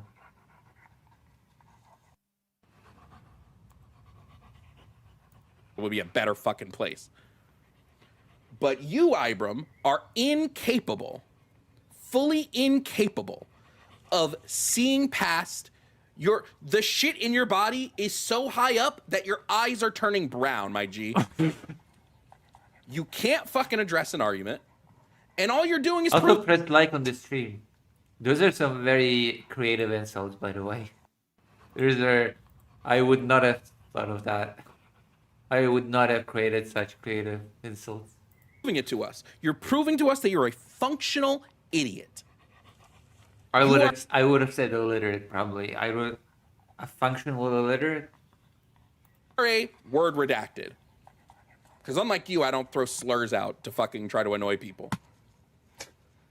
Thank you for proving my point that MAGA is fucking actually functionally stupid.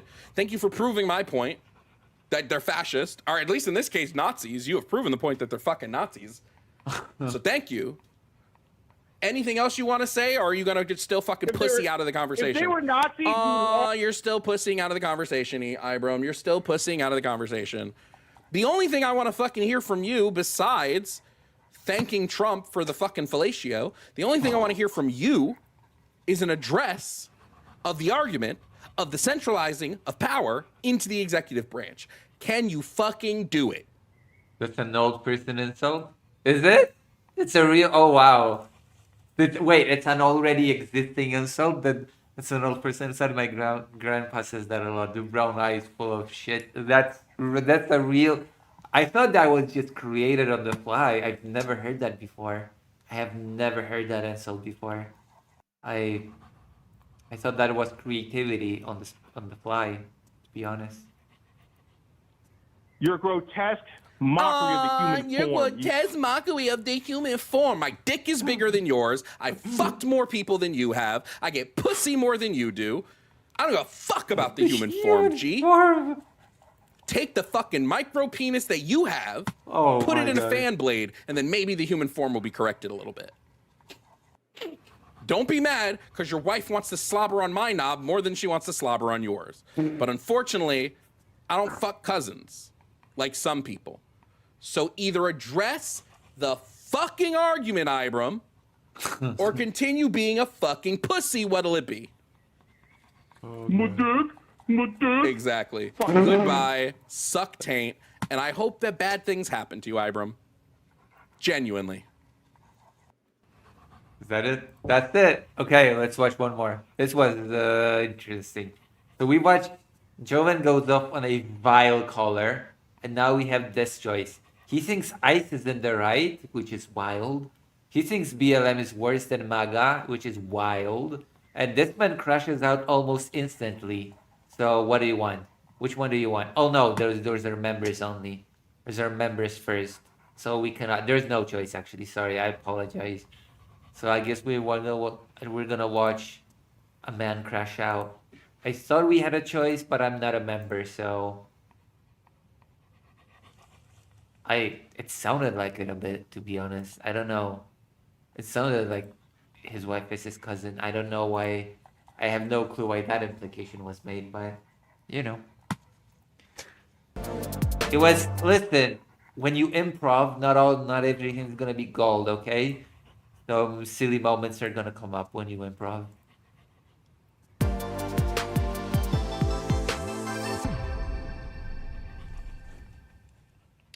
First up, coming into the stream, we have Steve. Now, Steve thinks MAGA does not tend to revolve around Trump and thinks that I will quickly lose a debate if we talk about policy. I think that's hilarious, and we're going to find out why Steve believes this. Now, Steve, welcome to the show. If you can hear me, can you please provide me your age and your pronouns? I'm not providing pronouns. Oh, there's okay, only bye. There's only two genders. Okay, I'm going to mute you real quick because you already violated the rules of the stream. So I hope you understand this. I have rules. They're there in the YouTube description as well. So in order to have the conversation, you must provide your age. You must provide your pronouns. If you don't want to do this, then tell me here and now you don't want to do this, and I guess I'll just move on to the next caller. Those are your options. So age and pronouns, please. Fuck you. Want to meet in person, bitch? What? What the fuck was that? What happened? Why are people so insane? Why are people calling in or why are they so insane? These are... Oh my goodness. Do I want to meet in person? Why? Do you want to suck Yeah, you want to try to get me out of the room that we're in personally? Let's do it. Because obviously, I don't think you got the balls. You ain't got the balls to have a debate. Are you I'm not attracted to me, Steve? I'm not gonna come in and Steve, all you're doing right now abide is with you're your crashing terms, out. you fucking bitch. All you're doing right now is you're crashing out. All you're doing is crashing. What the fuck is happening? Oh my god. I thought we were gonna get a better person now. We got a nutcase in the last one, and I thought this is gonna be different, but god damn. What the hell? I thought this was gonna be a bit more normal, but no chancing. Why you lost the election? Now, Steve has the emotional maturity of a fucking houseplant, apparently. Steve said, I'm not going to abide by your rules on your... Okay, houseplant is not really... That's a weird insult, to have an emotional maturity of a houseplant. I mean, houseplants are, like, really calm. They never move, they never make a sound. So, I don't know. I wish some people would have a emotional maturity about houseplants. Show that I called in. Now, me personally, if I were to call into a show and I wanted to talk to the host of the show and that host had rules, I would follow those rules because I want to chat. Now, if Steve doesn't want to chat, what he's doing now is he wants the bravado. Listen, he does have some good insults though, so I will let that one pass. Unfortunately, Steve has, like I said, the emotional maturity of a houseplant. Now, Steve, I'm going to ask again, if you are interested in the conversation, I'm more than happy to have the conversation with you. But what I need from you is your age, and then I need your pronouns. Those are the rules for the stream. If you can't follow them, then I don't know what to tell you, except you're going to crash out harder. That's so, true. Steve. That is so weird. That is so weird that so many people calling into this guy always have a weird problem with the pronouns thing. Like, they always go insane with the pronouns thing. Either they say they will not, or they crash out like this guy, or some of them just say that they don't use pronouns, or that they don't have pronouns. That is the wildest thing. People just, I don't know, disclose themselves as total illiterates when they say, I don't use pronouns, I don't have pronouns. Or my pronouns are Charlie Kirk. There was one caller that said that. My pronouns are Charlie Kirk. Please provide your age and pronouns. Fuck you is my pronoun. Fuck. Oh, so you use neo pronouns, Steve. Fuck / Now, I want to give my address. I want to give my home address. I want to give my home address. What is this? Why do nutcases call into that show? What do they hope to gain from doing this? Pirate Surge One says the only time I've seen this guy is in clips of him forcing people to stop talking when they use pronoun. I'm going to give it out now. Okay, go so ahead. So you can come here and we can get in a room together and see if you can get me out. What the hell is happening? Why? And those people think that they sound so cool and so good when they say those things. That's a good one. That's a zinger. I'm gonna give you my home address, and we're gonna get in a room. Certainly not going to silence me in person. See if I can get you off. You are Steve, a bitch. You want to give me your home address so I can get you off, Steve?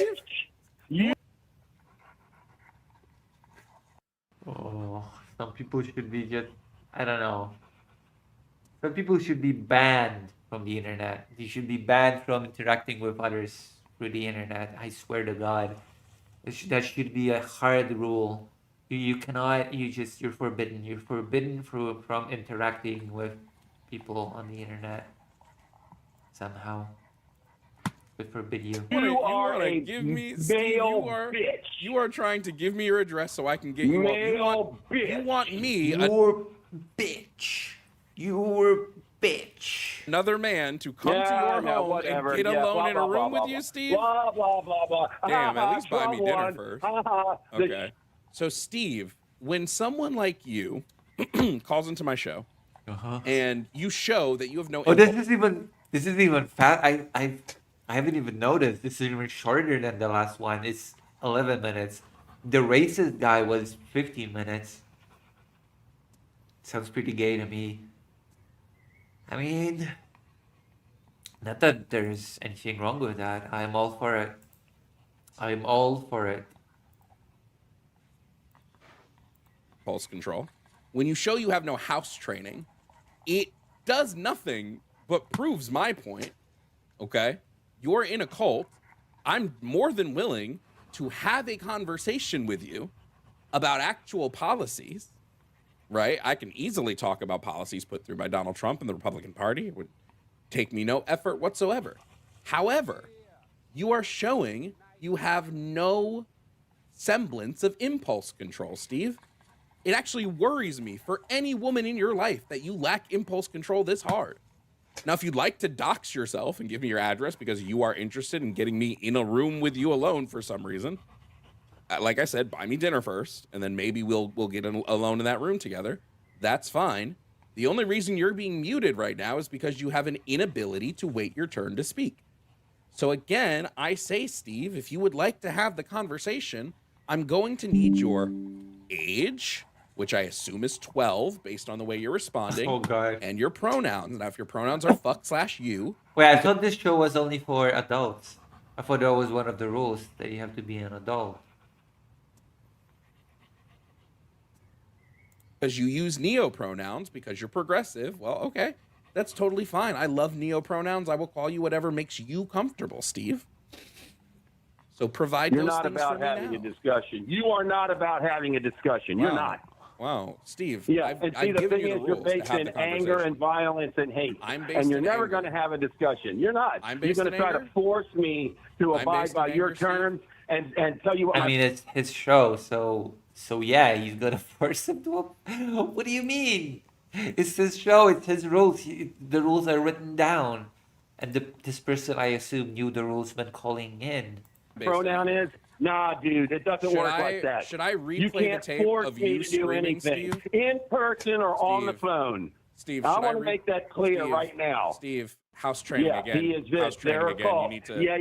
impulse control, please, You Steve. shot Charlie Impulse Kirk. control. You shot the president. Me- People me like you personally? hide out in the I bushes did? with a rifle, climb Oh, up me, on yeah. buildings with rifles. What? That's what your side does. Steve. Yeah, and so when you does the done Civil crashing War out? start? That's what I want Are to you know. done I'll crashing give you out, my Steve? address so you and your people Are can you done start it crashing here. out, Steve? Come Are you on, done crashing man. out? Come Are on, you done boy. crashing out, Steve? I applaud your boy and you're black. How about that?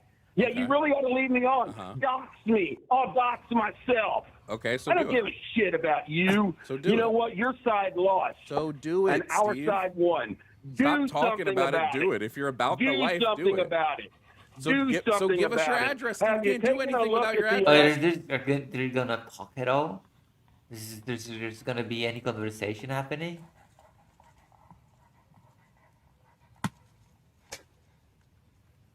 Why is this the hell these morons want to die on? Okay, so you think there's only two genders? Cool, fine, whatever. Just give the one you go by. You can think there are 100 million genders for all I care. Should go by at least one of them, so just give it. Toro map. Jesus Christ. So Steve, again, I'm just going to mute him again because it's actually getting kind of embarrassing. Steve keeps saying he's about that life. Oh my god, Moho says, you know, you really are dominating a conversation if you dox yourself to win it. True. True. So, these people are so smart and so cool.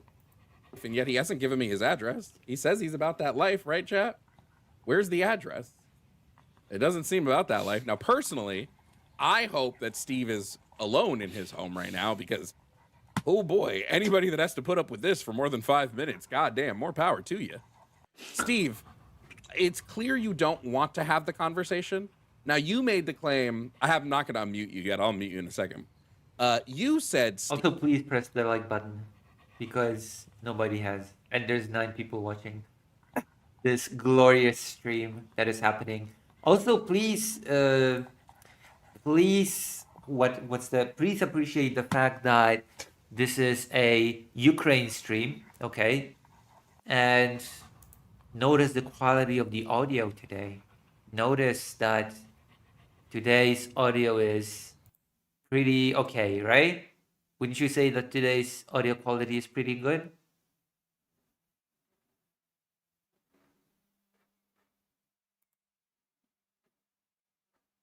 Steve, that I was acting in anger. Then I I'm deserve just a sitting like here just for chilling. that. You came onto the stream and started screaming because I asked you a question. Do you know who screams when asked a question? 3-year-olds. Now, Steve, I know you're not 3 years old. You would be a pretty advanced 3-year-old, but you seem to have the emotional intelligence of a 3-year-old. So I'm going to ask again, Steve, if you'd like to have the debate, provide your age and your pronouns, and then we can have a debate. Right. Can you do it? The only way you can win is like this.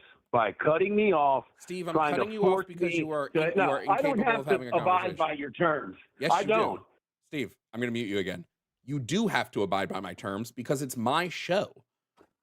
Actually, True. fun fact, you do. If you'd like to talk on my show, you do need to abide by my terms. So, Steve, would you like to have a conversation or not?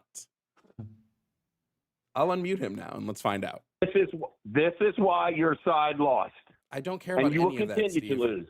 I don't Keep care about digging any the of hole that. deeper. It's such a Keep it's digging such the a hole cop out. deeper, That's such an fuckface. Steve. Just admit And if you can't ever debate. want to meet in person, let's Steve, do it. Steve, so drop You're the not going to address, shut Steve. me down in Give me your person. address. Give me your You address, certainly Steve. won't Oh do my that. God. Give me the address, Steve. So give you me the won't address, get Steve. me out of the room. So give me the address, you won't Steve. shut me down. So give me the address, Steve. Stop being a See, I pussy. don't have any fear, So why are you? I So don't give have the any address, fear. Steve. Don't be a pussy. Give the address. Stop being a pussy, 32, Steve. 33.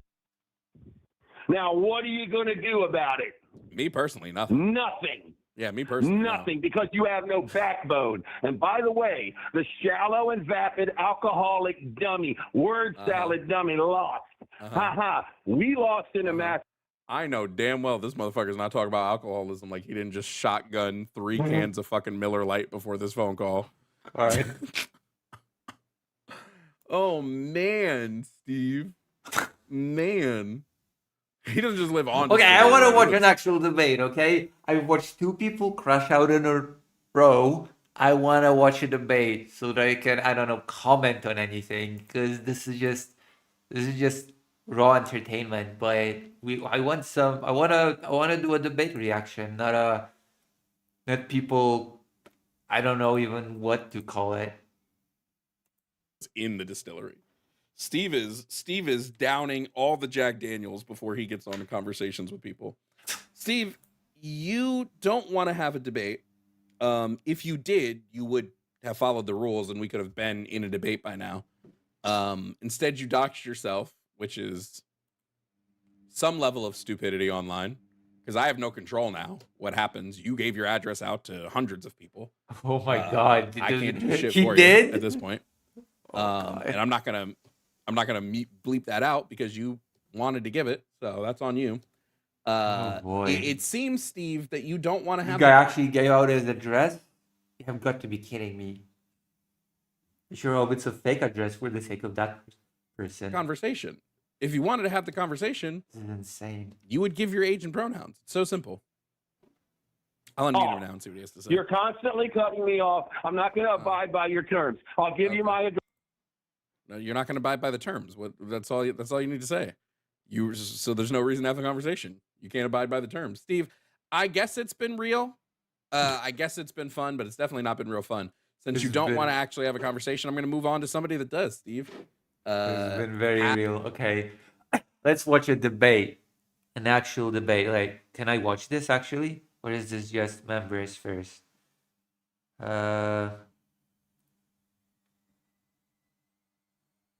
Okay, PM, can I watch this? No, I cannot. No, it's too expensive. Okay, never mind. I guess we're gonna... He ignores U.S. rights violations. Okay, then. ICE is okay if it gets rid of them. Okay, I guess this is gonna be an actual debate. Because this is 25 minutes. So I assume this one's gonna be a debate. Okay, let's go. Let's go. It's about deportation. It's not about trans people for once as well. Stopping record. Okay, it's going.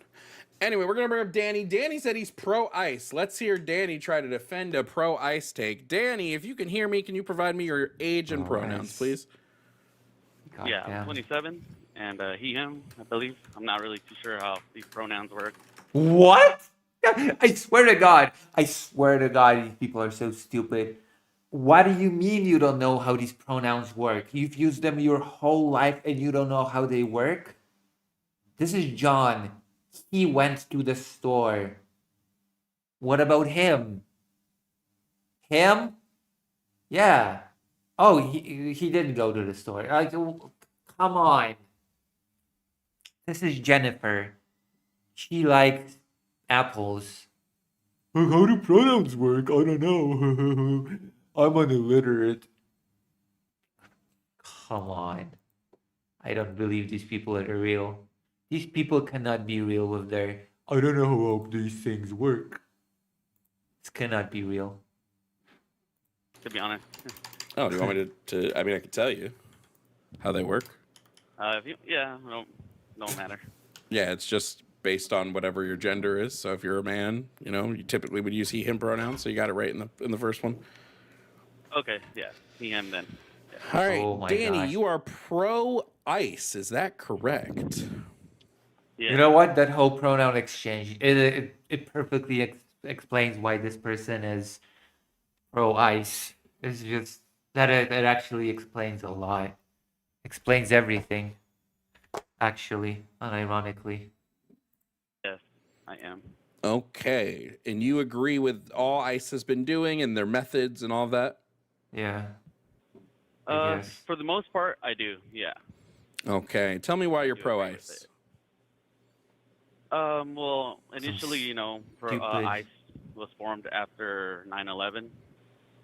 You know, so I believe that ICE enforcement not only is it pro-American just because of the fact that it's trying to secure our borders and make our country much safer, but also it's the number one, I want to say task force that deals. Yeah, that's why nobody trusts them. That's why there are huge anti-ICE protests. That's why they crash school events, school graduations to find people to deport.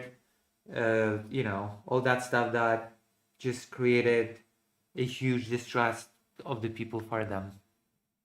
People hate ICE. With human sex trafficking. So I believe that's like not just pro-American, but also it goes beyond that. Like Deporting citizens is pro-American, I guess. for different countries, you know, like for example, Mexico, since we're So really quick, Danny, I want to just correct you on something there. The FBI is the main task force that handles human trafficking. Uh-oh. Specifically, the biggest human trafficking, I'm pretty sure the biggest human trafficking division in the FBI is their child exploitation and human trafficking task forces.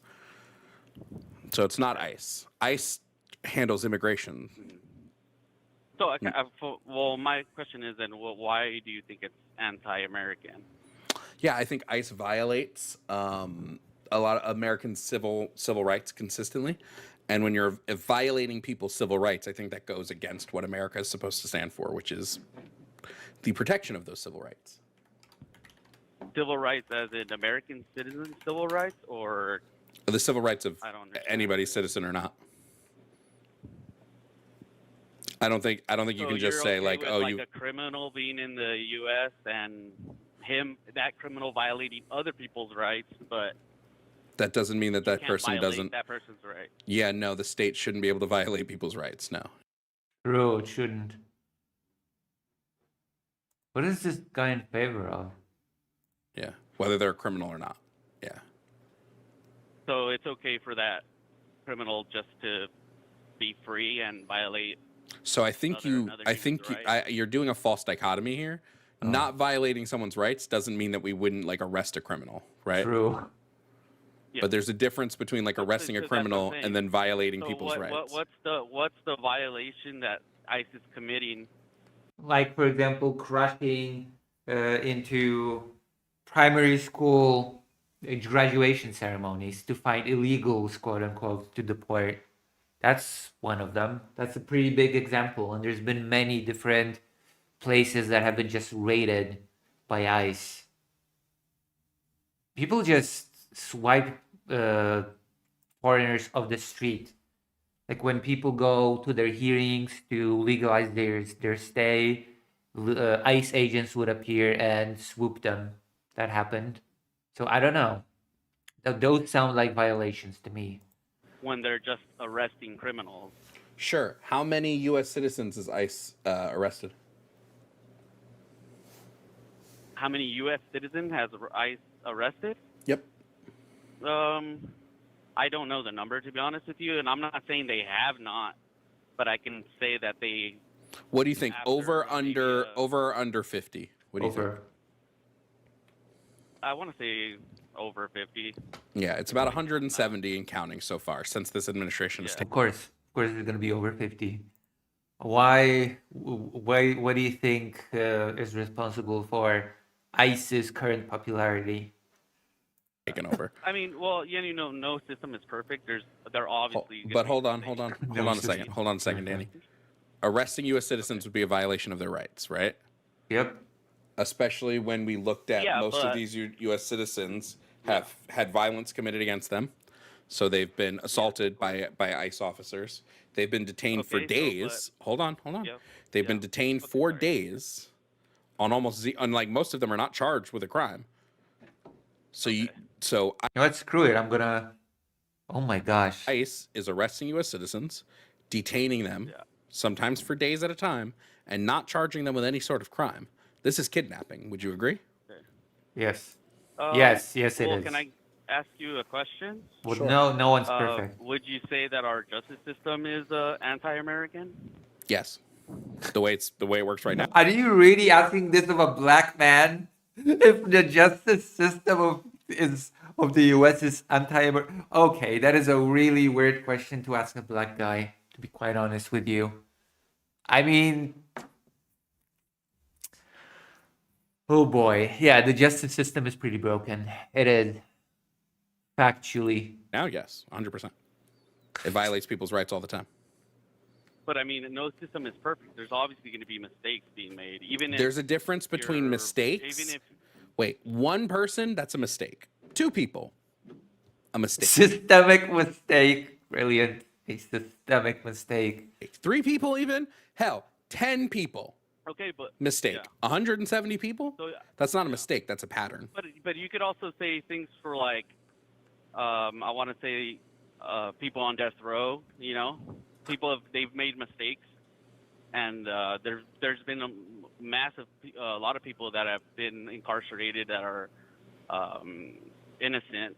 You know. I mean, I'm sorry, but the incarceration rate in the U.S. already indicates a broken system on its own.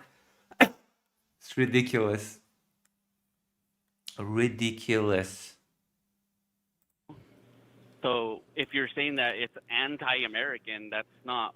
It's just a mistake. Yes, wait again. You know, it's not. Again, I'm trying to parlay this to you, Dan. I'm trying to get this through to you. 170 people is not a mistake. It's a pattern. I mean, out of how many though?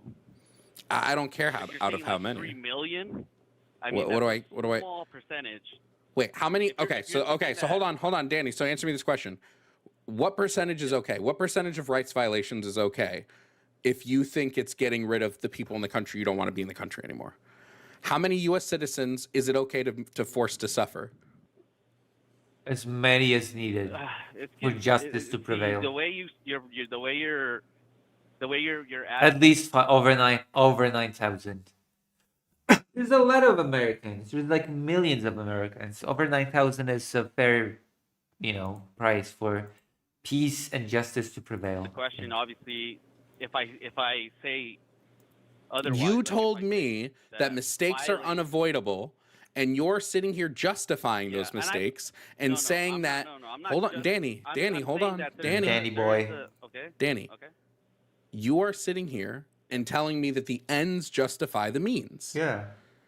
So I'm asking you to put your money where your mouth is. If the ends justify the means, how many violations is okay? Over 9,000.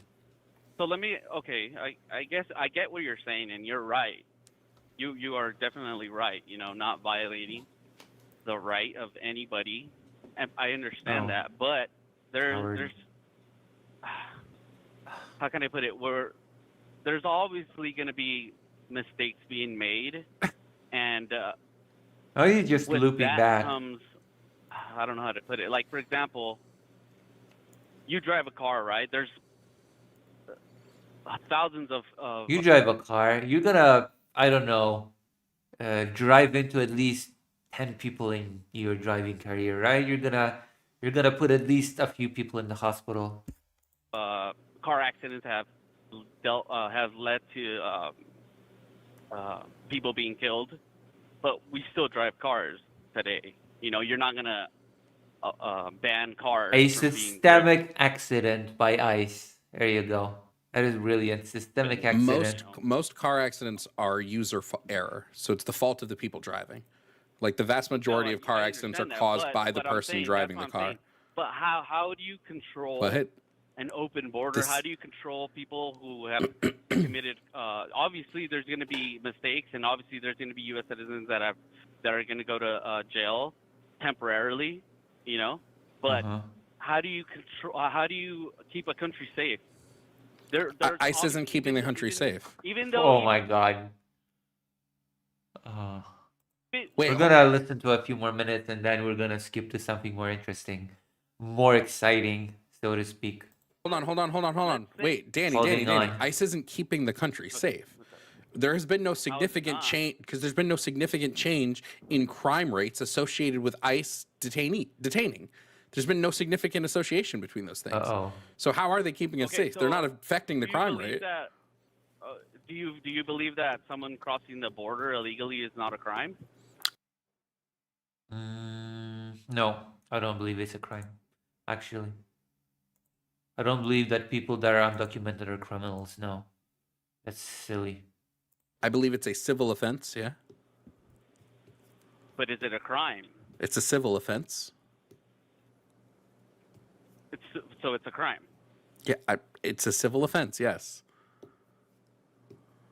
Exactly. So what's the consequence to that?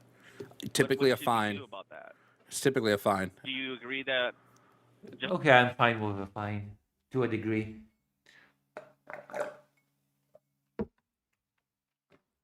Depends on the individual situation. It's a fine. That's typically what happens when has been. That's been the. What do you tell people? What do you tell people from all around the world who actually want to come here illegally? How do you wait? This to me is such a lazy argument, Danny. That's a lazy argument. I would understand it if I would understand this argument if like Donald Trump was ramping up ICE enforcement while also making it easier for legal immigration to happen. Then you have a leg to stand on in this argument. But he's not. He's actually making it harder for legal immigration. Hold on, Danny. He's making it harder for legal immigration to happen. Yeah. He's putting some fees that you need to pay. Made it harder to sponsor family members. He's made it harder for work places to sponsor people. He in his first term, he limited the amount of visas and green cards handed out by the government by 12 million. So it's such a lazy argument. Hey, but how do you expect the legal immigrants to come in? I don't know. Have them Donald Trump stop blocking them from coming in. Why do you think people come in illegally? It's because it's hard to come in legally. It is hard to get in. Undocumented is just very arbitrary.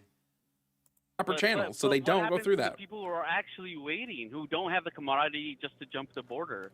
Again, this is a nothing burger of an argument. Yeah, because it's such a convenience to risk your life getting through the border illegally. Yeah, that argument makes so much sense. Oh no, I know. This is nothing. This argument is nothing.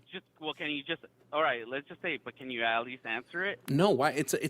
No. There's no reason to answer it because you're presenting because you're presenting a framework that doesn't exist, Danny.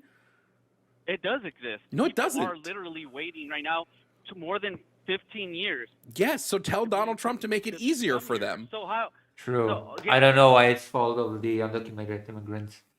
So how do you tell someone, hey, you know what? You're okay to come here just because you hopped the border, but that person. Danny, I think both of them should be allowed to come here. Danny, I think that the people who are here illegally should be granted a pathway to citizenship. True. There you go. Jovan has the right of it. I will press like. If they have no criminal history, and I think the people who are waiting should be given an easier pathway to citizenship. Again, you're presenting an argument here where you're just punching air. Okay, you're not tackling any of the claims that I've made or attacking any of the positions that I hold. You're punching fictional arguments. True. I just don't understand how that's what you're saying is how you think of that. Like how has that process in your mind? Because how I have what process in my mind that people should be allowed to live here? We have laws for a reason. We have borders for a reason. Every country has a border. Oh my God. Okay, laws aren't inherently logical, right? You recognize this, right? Okay, so why? Raphael Lemkin, the creator of the term genocide, said something really nice. If the law is bad, you change the law. You work on the law. You change it. Why do people come to the U.S.? What for? What's the reason? Probably to start a new life because they couldn't build one where they were, so they're trying to start fresh to rebuild their life. lot of people who are coming up here from the southern border are coming because we destabilized their country. So their countries are falling apart economically due to U.S. destabilization. Okay, but there's like, so, okay, for example, people from Central America. I'm Central American. You know, my family's from Central America. yeah, we Central destabilized America. a fuck ton of countries in Central America. Okay, why not go to a different country? Because because we're closer. No. No? Yes. They go for example, they could go to South America. They go to Costa Rica. We destabilized the shit out of South America. We destabilized the shit out of Costa Rica. Well, why not Canada?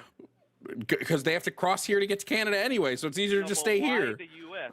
What makes the U.S. We're closer What to a them than stupid Canada question. is, Danny. We're closer, Okay, and we have a semi-stable economy, so they know that they can come here, A and at least our economy is semi-stable semi-stable economy. because we didn't decentralize, we didn't destabilize ourselves. Well, we kind of did, but that's a different story.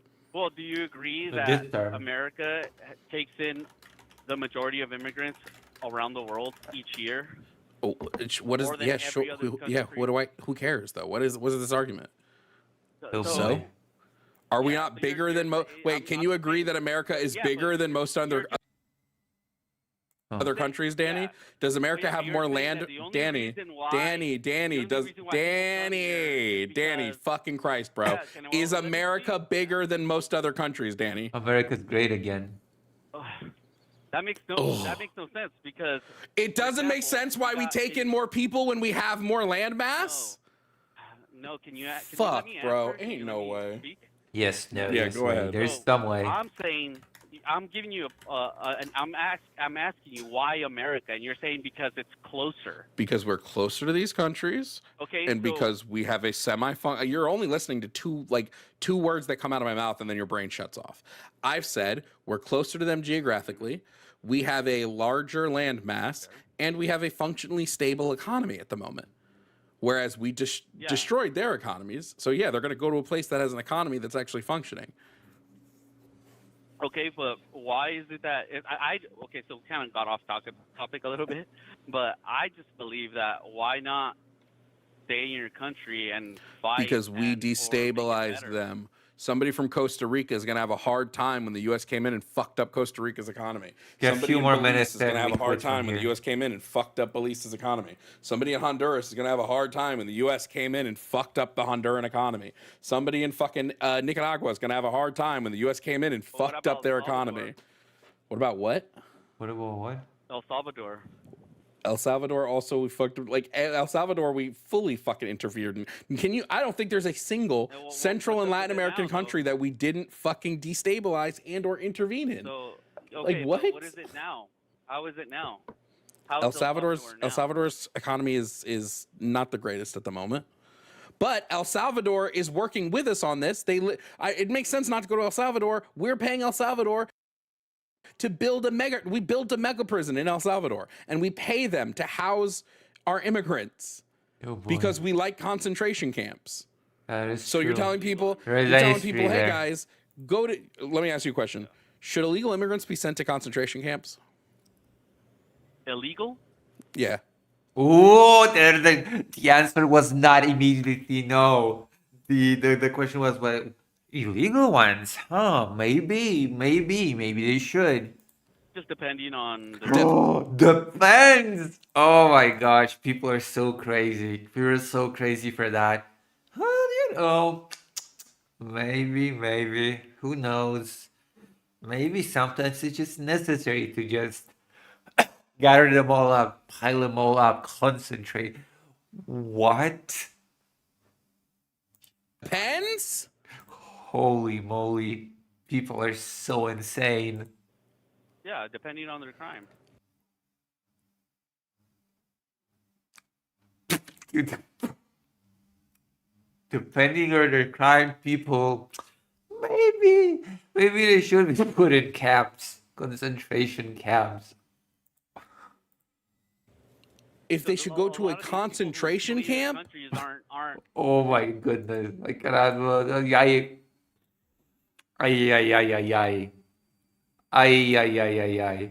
I cannot believe what I'm hearing. I just cannot.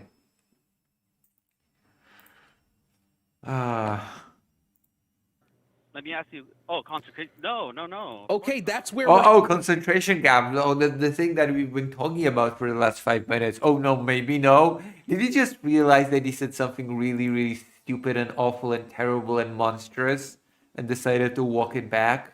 Sending them. CCOT. Do you know what CCOT is? That's not a concentration camp, man. The El What's Salvador prisons are. CCOT is absolutely a concentration camp. Okay, well, how is it a concentration camp? Because from what I've seen, Well, is that it's a camp they give that them concentrates jobs, people in. they're working. No, not at CCOT. They're not. So, Not at CCOT. They aren't. in El Salvador? CCOT, yes. They're not getting jobs and walking out of CCOT. That's not happening. So, for example, someone that is a illegal immigrant that gets deported that has murdered 3 people, they have the right to just. I don't think they should go. Do they have the right to just not be in a concentration camp?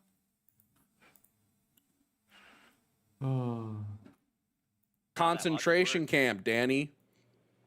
It's not how are there concentration camps there? That makes no sense. They're taking man. a large group of people. They're concentrating them into camps. And doing what with them? They're doing a lot of different shit. Have you seen the pictures out of CCOT? Like what? Well, can you give me one example of what they're doing? Sure. Multiple inmates at CCOT have alleged mistreatment, from violent beatings to rape by prison guards to forced labor. Like, which one do you want to dive into? How much time do you have? Boy. See, I don't believe that. You don't believe that? I don't believe that. Why not? The reason why I say that, well, for the most part, El Salvador is a Christian nation, so. Oh my God! Do you know what other nation/country was Christian? Nazi Germany. What a Well, I just don't believe that their leaders would be. Germany was a Christian nation. Oh, there you go. Same argument, I guess. They did the Holocaust. Germany was not a Christian nation. Yes, it What was. was written on the belt buckles of what was written on the belt buckle of every? Yeah, the Germans were definitely. You can argue about the Nazi regime, but the Germans themselves were definitely Christian. Okay. Every single Nazi soldier. Okay. You tell me. Let me give you a. Nope. Answer the question. Let me answer that. Yeah, answer the question directly. Let me see what Moho says. I mean, the Dutch East Indies was Christian, so obviously they didn't possess any slaves. Of course. No, wait. That's actually okay. So the slaves are okay. The Bible condones it, so it's okay. The Old Testament, at least. Go ahead. Just because you claim to be Christian doesn't mean you're a Christian. What was written? No. You just said the reason why El Salvador is not doing this is because they say they're Christian, so they couldn't be doing this. No, they're a Christian nation. Like, their leaders are actually Christian. Danny is stupid. Yeah, the Germans were actually Christian. I'm sorry to say. The Germans were actually genuinely Christian. Yeah. Stupidity, does it run in your family, or is it did you just get that trait? I don't know. You don't know? That's funny. I think it's just me. Was American a Christian nation when we had Japanese internment camps? Did he just accept being stupid? Is that what happened? Did he just say, oh yeah, I'm stupid. I'm just not sure if it runs in the family or not. But I'm stupid. Those people are just something else. Are we Christian too?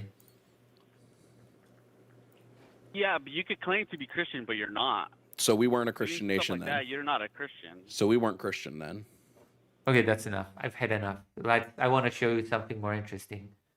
Did you know that Tucker Carlson apparently interviewed Nick Fuentes?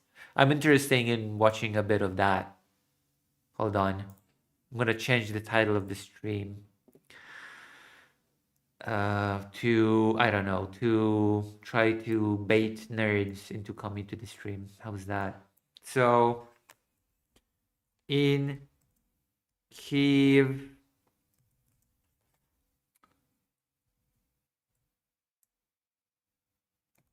stream. Tucker Carlson, Nick Fuentes. So you write it?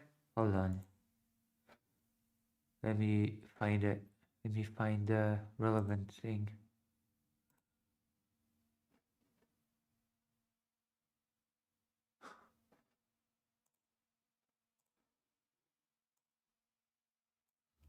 Interview. Okay, we're gonna watch some of that. We're gonna watch us some of that. All right. Here we go. Here we go. It's on X. It's actually on X. Okay. I guess we're gonna watch it on X. I don't know why it's not on YouTube or whatever, but I don't know. Maybe it's some issue with banning or whatever.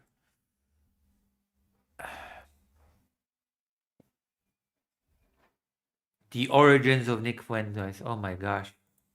All right, let's watch the interview. The fascinating world of Tucker Carlson and Nick Fuentes is here.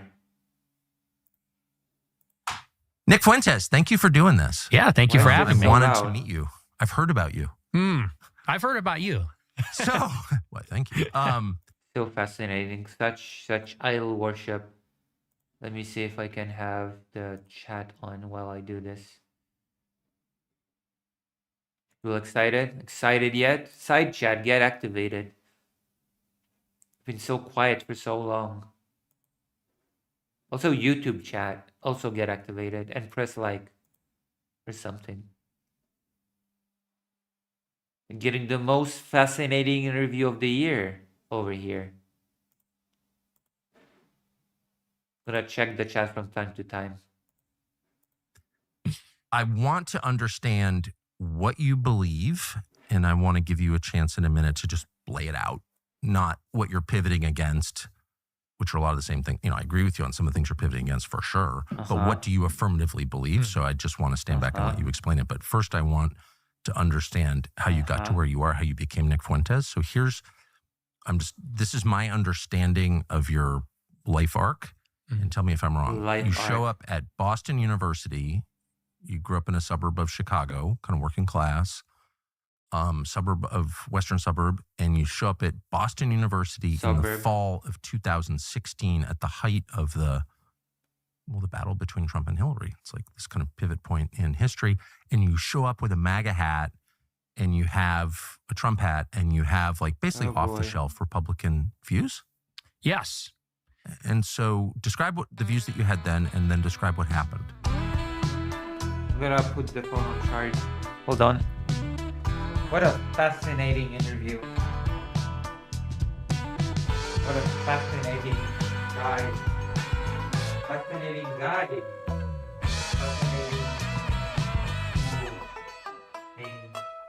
Cool things are happening. Yeah, so when I was in high school, I was very political. I was reading a lot of the libertarian stuff, Austrian school, Chicago school, economic type literature, because that's what was popular at the time. If you went online in the early 2010s, that's all the conservative content there really was. That was the most extremely online type libertarian stuff. economics. Well, yeah, basically kind of the remnant of the Ron Paul revolution. Yes. The Young Americans for Liberty, PragerU, which kind of skews a little more, I guess, conservative, but a little bit. You think that? Wait, what did he say? PragerU is just a little bit conservative, hey? Just a little bit. How can you say PragerU? Are we talking about the same PragerU? I gotta listen to this again. What is the claim being made here about PragerU? Hold on. Very PragerU, kind of the remnant online type ends, popular at the top. Austrian school, Chicago political. Hold on. Yeah, so when I was in high school, I was very political. I was reading a lot of the libertarian stuff, Austrian school, Chicago school, economic type literature, because that's what was popular at the time. If you went online in the early 2010s, That's all the conservative content there really was. That was the most. Why did you seek out conservative content in particular, Nick? When you were a young swashbuckler, why did you feel the need to just look at that particular type of content? What was the allure? Extremely online type Libertarian stuff. economics. Well, yeah, basically kind of the remnant of the Ron Paul revolution. Yes. The Young Americans for Liberty, PragerU, which kind of skews a little more, I guess, conservative, but very basic small government, individualism, libertarian type stuff. So you watch PragerU videos? Oh, yeah. I was in the Prager Force. Oh my goodness. That explains a lot. PragerU is an insane. What's that? It's a Facebook group for college kids, and they promote the PragerU videos. Oh. Wow. That's of the college. Wow. Students and high school So you really were a students. product of the moment. Absolutely. And how'd you feel about Trump? Well, initially, I didn't like Trump. When the primary started in 2015, He was too friendly to the Jews. I mean, I considered him to be a statist. Yeah. Which sounds so ridiculous. Yeah. What? Tucker Carlson has a very bizarre interview style. Where he just, yeah. Okay. Oh, no. Now. It's really, it's just this weird, fake, emotional response. No, a lot of people thought that. Yeah. And I was a libertarian, so I saw him as a big government, 1990s liberal. When he was asked about healthcare, he said, well, maybe I'm just too toned down. Maybe I'm just too Polish for these things. Maybe I just, because I noticed that a lot of Americans are just so animated about everything. It's not just a Tucker Carlson thing. I've seen a lot of American celebrities, content creators, what have you, be very loud, animated, and Polish. Some more subdued, anemic even by some standards. But maybe I should change it. Maybe I should be more. What? No. Holy crap! Is that really true? Maybe that'll give me more success actually in the game of streaming. If I were just more animated and more extreme. Write it in the chat if you think so, if you agree at all. we'll take care of everybody. And I said, I'm a Rand Paul guy, Ted Cruz guy. Those were kind of my people back boring. in 2015. Boring as I was a cruise missile. God, this is so boring. Does Cruz know this? I don't think so, no. I was actually on his campaign. I tweeted at Ben Shapiro. I said, okay, let's see. We're gonna jump around because this is getting just boring as hell. Okay. This is getting actually boring, ironically.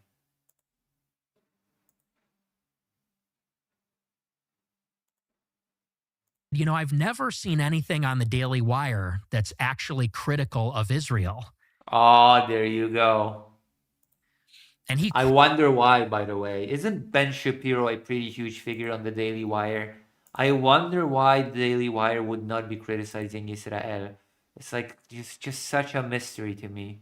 Can anybody here answer that question? Is anybody curious, as I am, why the Daily Wire would not be critical of Israel? I cannot think of any reason. Quote tweets me. And at this time, I have 1,000 followers on Twitter. How old are you? I'm 18. I'm a You're freshman. still a freshman in college, yeah. Mm-hmm. And this is even before I started my show. And I don't know, I probably got 100 likes on this tweet. It wasn't a viral tweet.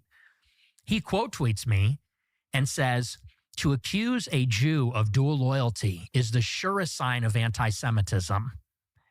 And this is how it sort of begins. And I see this tweet. And by the way, that was on Christmas Eve in 2016. Brilliant. Isn't Nick Fuentes the guy that made the whole cookie joke? 6 million cookies joke? Immediately called you an anti-Semite. Mm-hmm. No way. Nick Fuentes, an anti-Semite? No way. Why would anybody call you, of all people, an anti-Semite? I just cannot understand this at all. So I'm driving to Christmas Eve Mass with my family. And somebody calls me an anti-Semite. I cannot believe. And I see on Twitter, the notification comes up, Ben Shapiro quote tweets me, calling me an anti-Semite. No way. And I was like... And I was so hurt because I love the Jewish people so much. What is this? Like, why is this guy attacking me? Yeah. You know, because I don't have a platform at this time. I'm not an influential guy or anything. And so then I put out another tweet similar. I said something like, if you're China first, you should live in China. If you're Mexico first, you should live in Mexico. If you're Israel first, maybe you should go live in Israel. And again, he quote tweets me and says, you're an anti-Semite. That same night?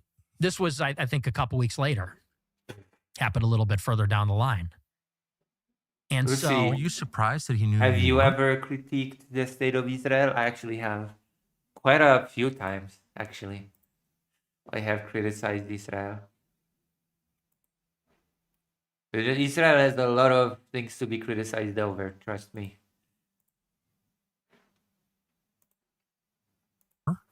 Yeah, I was. I was surprised at why he cared. Yeah. Because I'm thinking, how does he even know who I am or what I'm about? It's Twitter. People reply and quote tweet people on Twitter. I was on this social media platform, and somebody replied to me on that social media platform, and I was like, why? I think you might be an anti-Semite. That's true. That is true. I do not criticize Israel enough. I just might be that. True, Moho. They should repent. Or I should start a podcast with Nick Fuentes. And it turned out that Cassie Dillon, she had texted him earlier and she wanted him to take me under his wing. She texted him after that debate and said, you know, you really like this guy. He's amazing. He did this great debate. She goes, but he's a little too pro-Trump. He's a little too Trumpy. And he goes, I'll take a look. And so I guess the two of them were kind of like grooming me in a sense. What? They wanted me to go maybe and be a Daily Wire or maybe looking me as a potential conservative. They were grooming me? Okay, dude. Yeah, you were groomed. You were groomed on the Shapiro. Activist or influencer. Uh-huh. And so they started paying attention to me, and the more critical of Israel I was, I started to get this really intense pushback from the both of them and from a lot of the people at Daily Wire. Why do you... Sounds like a very failed grooming strategy to me, to be honest. You're being groomed. Sounds like not a very... So you're an 18-year-old college freshman, you're clearly talented, and you're engaged, you're really interested, and you ask Okay, that's enough. not crazy questions. Like, what is this? Mm-hmm. Uh-huh. Okay. I want to see...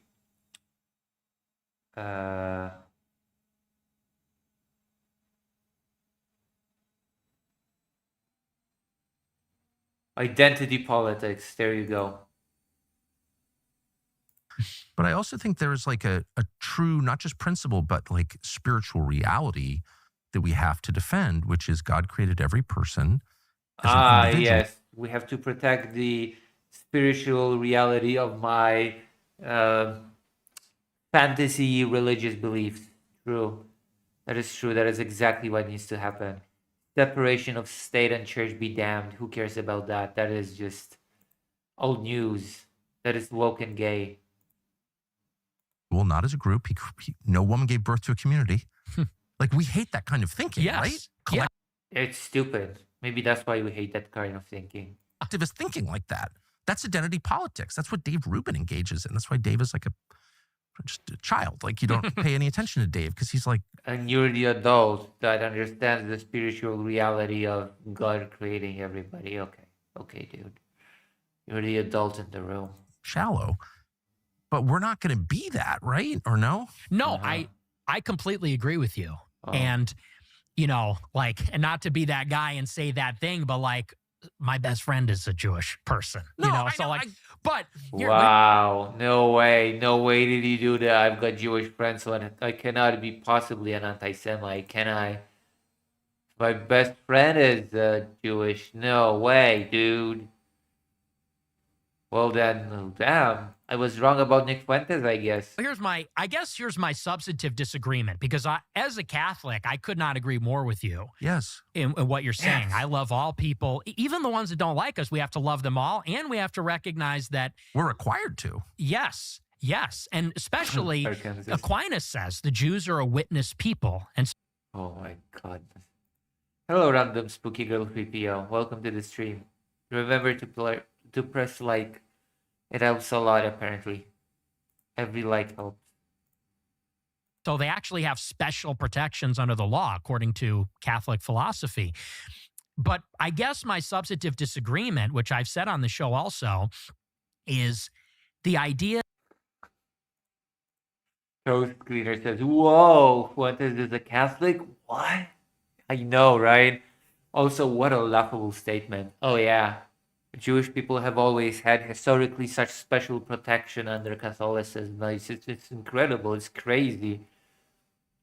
Jewish people have always just enjoyed such protection within Europe. It's always been smooth sailing for them Jews. It's crazy. Crazy.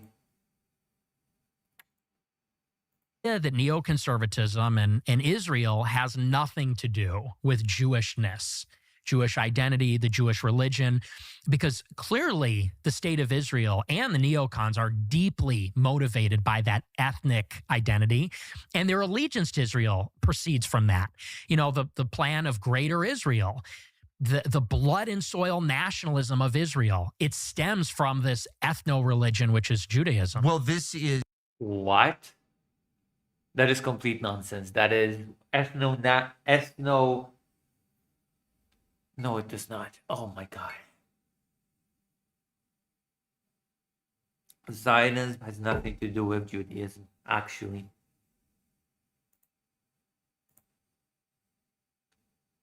I don't know much about Nick, to be blunt. Well, you know what?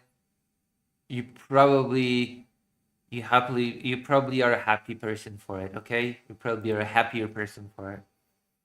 You probably should not be looking more into Nick Fuentes. We're watching this debate, but it's like let me just tell you, there are more interesting people to learn about than Nick Fuentes.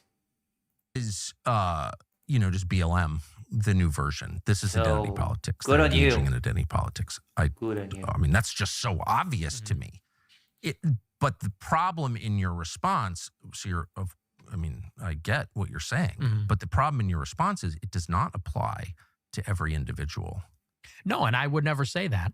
Okay. Well, I just think it's important to say that, not to kind of like dodge the accusations against you. My best friends are Jewish. Like, okay, I agree. Embarrassing, even though it's probably true, and it's true in my case, actually. But whatever. But because just that principle that we're all judged as individuals by what we do, that our faith, the decisions that we make, the way we live our lives, and God will judge every one of us in that way. And that. Oh my God. That's how we're supposed to judge. Like, I think that's true. Yeah, and I totally agree. Two fanatical idiots, two fanatical lunatics having an interview. Yeah, you totally agree. Both of you practicing the Catholic principles or whatever. Brilliant. But I guess the disagreement is, you say identity politics like it's a bad thing. I think identity is a reality. Identity is a reality. Absolutely. You just can't have a country of 350 million this diverse where it's just like warring ethnicities, because then it's Rwanda soon. Warring ethnicities, Rwanda soon. Oh, okay. Tucker Carlson does not know the history of the Rwanda genocide at all. At all. Warring ethnicities. And, the people with the most force just kill the others. So, like, you can't have that here. Right? Yeah. But I would say specifically as it pertains to, you, I think, have said it's the neocons. And I think that neoconservatism, where does it arise from?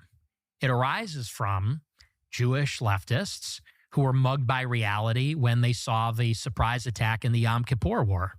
Yeah, well, that's a lot of it for sure. But then, like, how do you explain, like, Okay, whatever. Huckabee, Ted Cruz? Okay, well, I want to know why Fuentes hates weed and alcohol now. Okay, and then how porn is destroying man. Or maybe we'll start here. Why is political violence in America rising? We'll listen to a bit of all these three. Let's go. Describe the circumstances that have led to this violence. Like, how does a normal kid... A normal kid. Random Spooky Girl 3PO says the Dutch basically created two races and then set them against each other. It was almost purely as a result of colonialism. Yeah, basically. It's like a little bit of a simplification, but that is basically what also happened in Sri Lanka, if you want to go that route as well. In many other places, just it's basically creating an artificial division, and then the rest is history.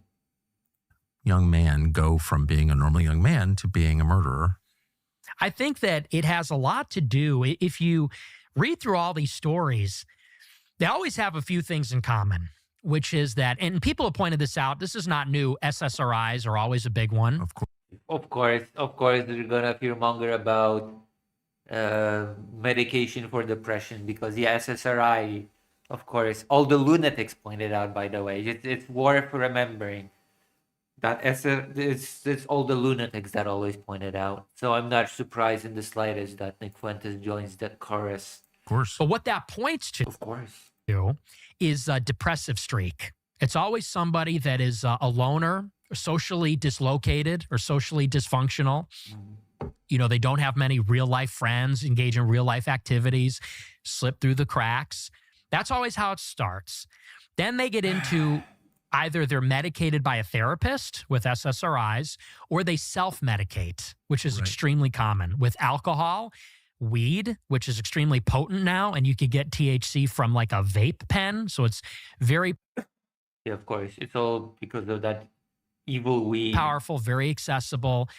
You know, when I was in high school, my stoner friends would have to like go on a walk to the park and roll a joint. Now, with the vape, you can hit that anywhere, I guess. Of course. It's very discreet. Of course. They also do psychedelics. I think that's a huge part of it. And how is that a huge part of it?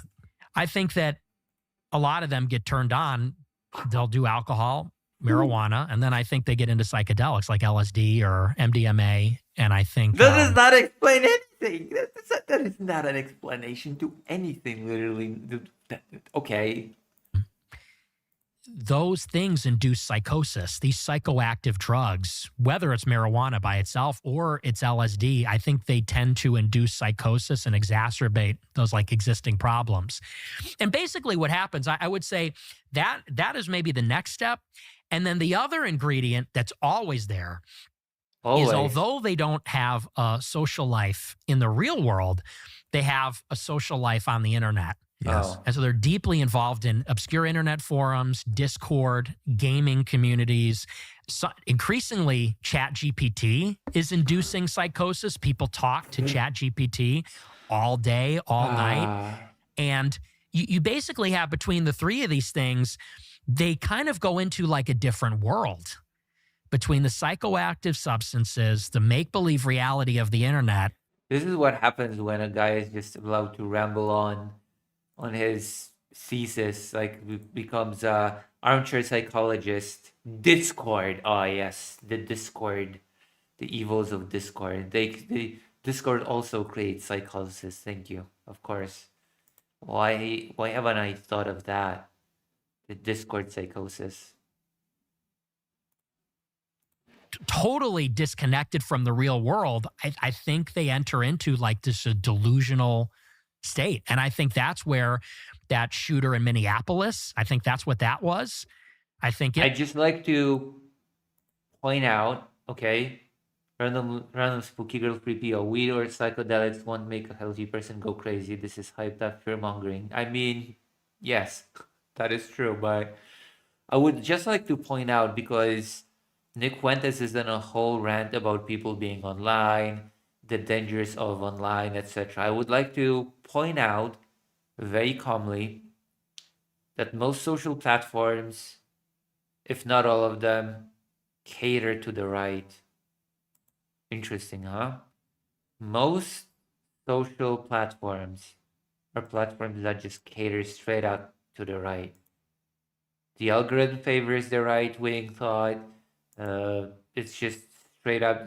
A lot of these platforms are pretty much owned by far right lunatics, like X or Twitter. Random Spooky 3PO says, "This is like this scary stories, like how if you take acid, you're gonna think you're a glass of orange juice and be afraid of being spilled." Actually sounds pretty awesome. I'm not gonna lie, that sounds like a pretty awesome experience. Feeling that you're a glass of orange juice and being afraid to be spilled. I would like to know what that feels like. Sounds pretty interesting. If Tyler Robinson is found guilty, there's been some interesting screenshots about him and his transgender boyfriend. There you go. Always. Trans issues always have to be. Also, there's no evidence of. I don't even know if the person's. Like, there was a trans roommate, but there's been no evidence of any sort of relationship, I think. I'm pretty sure. No? Same story there, if that's true. And I would imagine it was not dissimilar with the guy that showed up and tried to kill me. I think those are always the ingredients that produce that kind of violence. It's interesting, your audience, as I imagine it, I've never seen any of your numbers. Anyway, Fuentes hates weed and alcohol. Let's go. Let's listen to Nick Fuentes explain to us the evils of smoking pot. I don't even know how big your audience is. It seems big to me, but I think of them as young men. Mm-hmm. That's the bulk of your audience, right? Young man. And yet here you are criticizing weed and video games and the internet, and you work on the internet. You are a creation. I mean, you wouldn't exist without the internet, of course. You didn't get a job at NBC News. So what kind of reaction do you get when you say... Yeah, he should make a statement and just stop all his activity on the internet. That's what Nick Fuentes should do. Criticize weed, gaming, and the internet to young men. A lot of them agree with it because they get it. It's their life. A lot of them, that's their life. Their life is... And another thing we didn't even bring up is the porn thing, which is there also. This is their life. Weed, gaming, porn.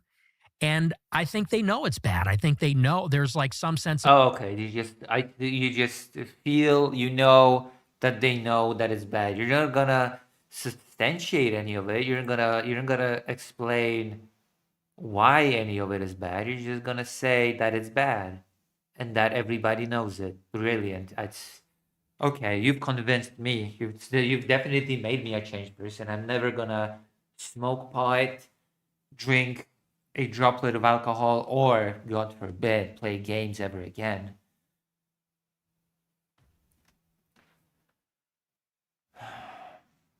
Toast Cleaner. I see Mr. Robinson referred to the roommate as my love in the private text messages. That doesn't matter. That doesn't mean anything. You can call someone your love. It doesn't mean that you're in a relationship with them. Trust me. Random Spooky Girl 3PO says, I just smoked weed and I have Final Fantasy VII open on the other monitor. I truly am part of the problem. Yes. Well, you haven't drank, so that's a thing. Of guilt. And so it's interesting. I would say it's maybe an 80-20 split, where 20% say, oh, you're against weed? Not cool, man. It's just a plant. Well, they're very... What? Yeah, that's exactly the arguments that people use. It's just a plant, man. How can you be against plants? You racist bigot. Defensive about it, about these addictions. And I think 80% say, I know I have a problem. Like, I have a guilty conscience. I know it's bad. I know. Oh, yeah, of course. You're gonna show any data? You're gonna show any numbers, Nick Fuentes? Oh no, you're just gonna say it. You're just gonna know. Say, yeah, 80% of people just hate themselves and hate that they smoke weed. Oh, it's terrible. Why are you against weed? Because it's evil. I think that it's I think it's the work of Satan. Compromises the integrity of your mental faculties. No, it doesn't. How? What do you mean by that? How would you know? I think there's something deeply wrong with that. Well, how does it compromise it? You have to again. You have to substantiate it. You just cannot announce it and call it a day.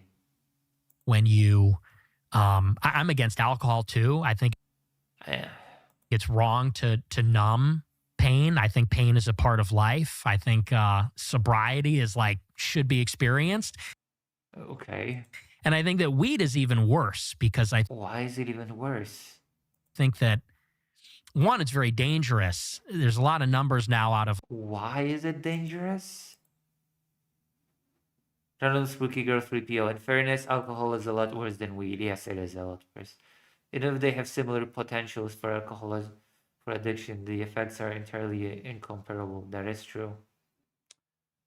I can definitely agree with that. And interestingly enough, the more dangerous thing is much more legal everywhere.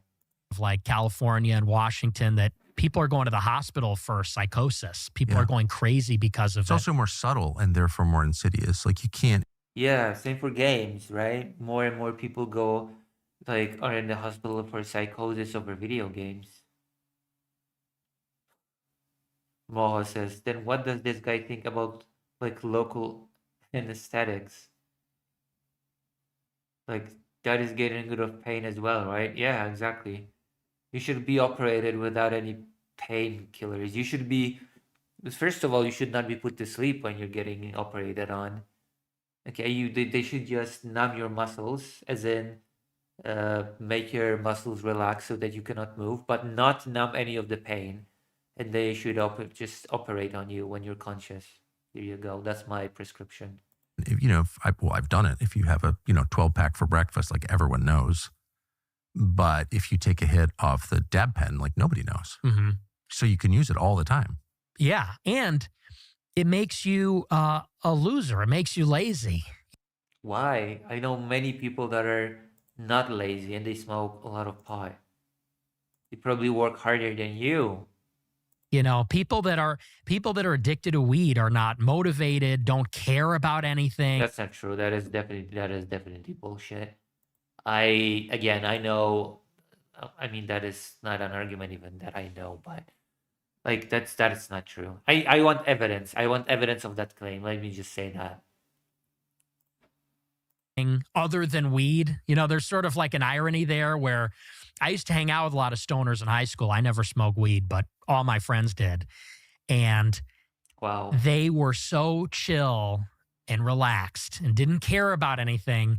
But being chill and relaxed is not the same thing as not caring about anything.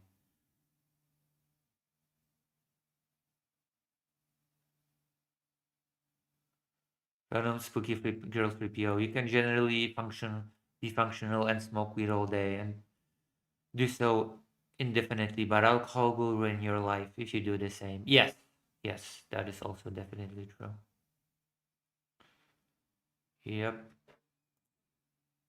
If you criticized weed, they would freak out and get extremely defensive. Yes, I've noticed. Right? If you insinuate that it's addictive, if you say it's a problem, they get very junkie behavior.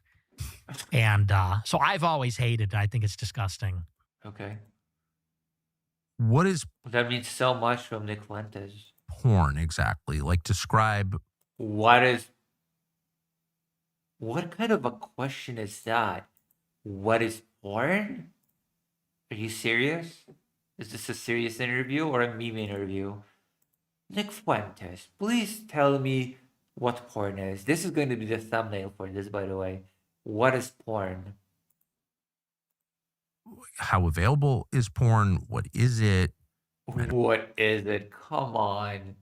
Come on. Really? What is porn? Is this treated as a serious question? Okay. know what porn is, but like you said, it's a huge factor in the lives of young men and a bad factor. Why? Well, this is another thing where it's reality distortion.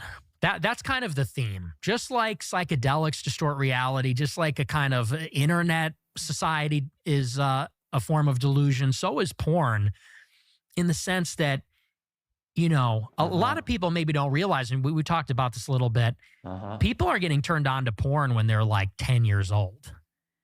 And it's when you are going through puberty, when you're developing your sexual faculties, how could you What the hell are sexual faculties? What the hell is... I want an explanation on what the hell sexual faculties are. Toast Cleaner says, Brad Facer music is an example of allegedly neurodivergent person getting addicted to weed with very terrible consequences. Okay. away from that? Every kid has a phone, every kid has an iPad, and every iPad and phone is, if you know what it is, loaded up with porn. And it's infinite and it's ubiquitous. What? No, it's not. What? No, every phone, believe it or not, every phone and every iPad and every tablet is not loaded up with... What? What if it's not connected to the internet? What the hell was that? What the hell was that statement? Ubiquitous, and you can get every kind of it you want, whenever you want. It's in your pocket. And so something that is almost never talked about is that this is a generation that's totally sexually dysfunctional, I think, because of pornography. Oh, yeah. And some people are able to cope with it. Some people don't have a problem. But I think a lot of people, and maybe even a small minority, have a serious problem with it. And the How does problem, it make people sexually dysfunctional? I think that it's impossible for a real woman to compete with the availability and the novelty of pornography. A real woman, like... Yeah, because first of all, you have fake women in porn, but I don't think anybody that watches porn expects to have an identical experience during sex. I just don't buy this. I don't buy this whole, oh no, if you watch porn, then sex will never be the same ever again for you. This is just, again, I'd like to see some evidence of that claim. Like, without getting graphic, she's only one person, and, maybe she wants to do something sexual, maybe she doesn't. Porn is, you could have 100 different women in one sitting doing anything that, whatever niche or idiosyncratic thing a person might be into, it's there. And so I think that novelty combined with that availability, it makes it so that, when you think about courting a woman, I bet Nick has a lot of experience with real women. I bet so too. I'm willing to bet Nick has a lot of experience with porn. Isn't worth the squeeze. And so there's like also a problem of like erectile dysfunction. People that can't enjoy regular sex because it does not compare to the intensity, the novelty, and the availability of porn. It's hyper stimulation. I want to see some data on that, actually. Please, Nick, please present us with evidence. Oh, wait, you will not, as always. And so I think that's sabotaging a lot of normal sexual relationships. It seems like it's making a lot of people gay, too. Yeah, and trans. You think that... What? Porn is making people gay and trans?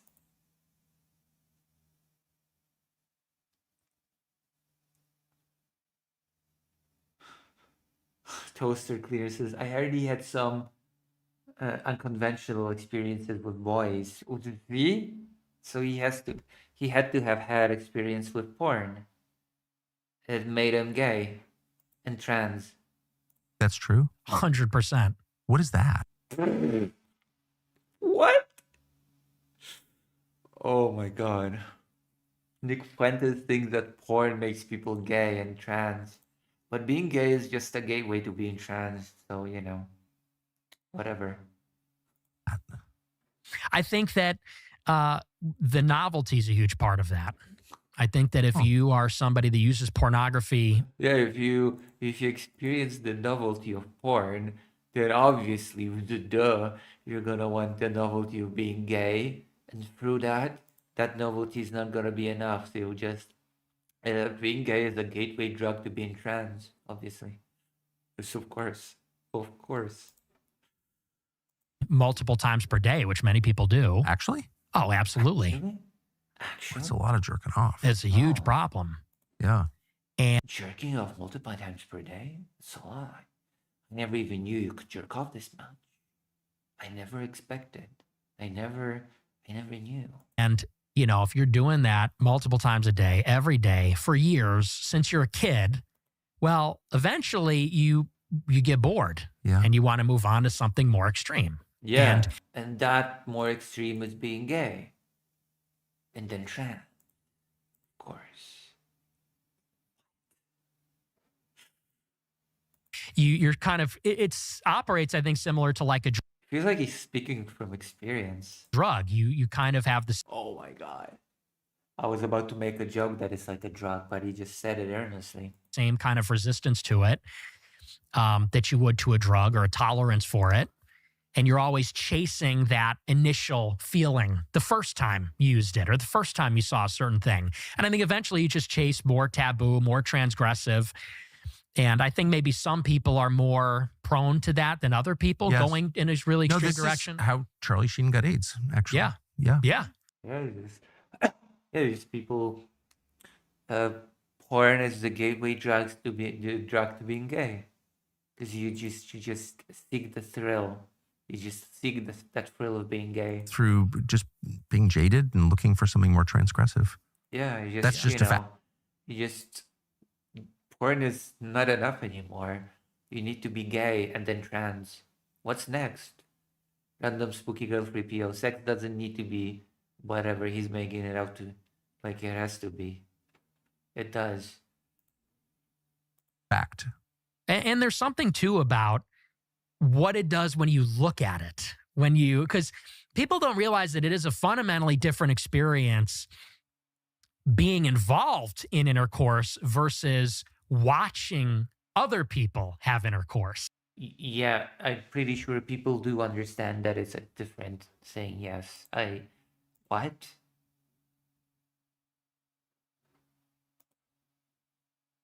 And I think that actually does something to you. Tell me, what do you mean?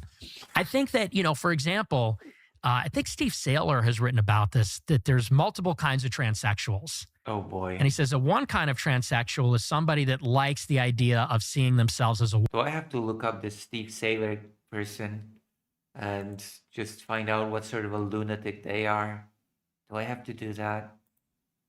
woman. It's autogynephilia. Yes. And I think that, one of the theories for that is you watch a man having sex with a woman that isn't you so much, you kind of achieve an identity with the woman in like a weird, sick way. You almost identify with the woman. What? And so there's weird things that happen when you're watching that and having such strong emotional and sexual experiences with it. That's fascinating. I've sensed. Yeah, it's fascinating how much bizarre and nonsensical things you can come up with when you're just a ideologue idiot. For a long time, having had a lot of young male employees mention porn as a problem. I mean, the big porn companies give. Yeah, I've always sensed that porn first makes you gay and then it's just a step away from becoming trans. I've always sensed it. I've always felt it to be true. Visibility Deep to down. foreign intel services on the back end. So that means people know what you're looking at. There's likely video and audio of you watching. So that, that's like such a deal killer for me. I'm not a huge expert on the topic, but I have always sensed this was a huge deal, but I've always been too embarrassed to do a show on it. Mm-hmm. but it sounds like you're describing something that's Yeah, Tucker Carlson is such an embarrassed man.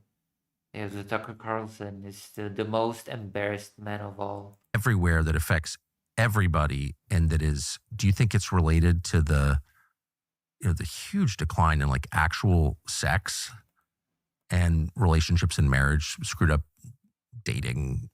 All of this derives in part from porn, do you think? I think it's a huge part What? Can I actually get any data on this?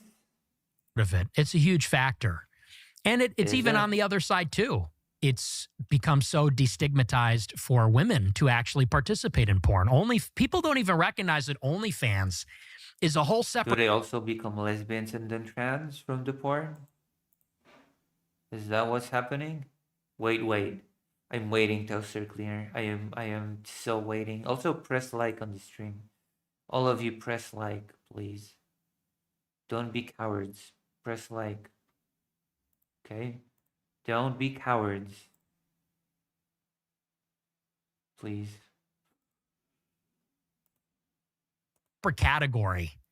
It's an innovation in the realm of pornography, because you have what everyone knows as porn, which is like videos of porn stars, like dedicated career sex workers having sex in a relatively controlled environment or something like that. But then you get OnlyFans, which is like Patreon for nudes or sex. And basically, there's now a very large subculture. Okay, whatever. I don't care. What does America's future look like? That's been my experience. So last question, where is all of this going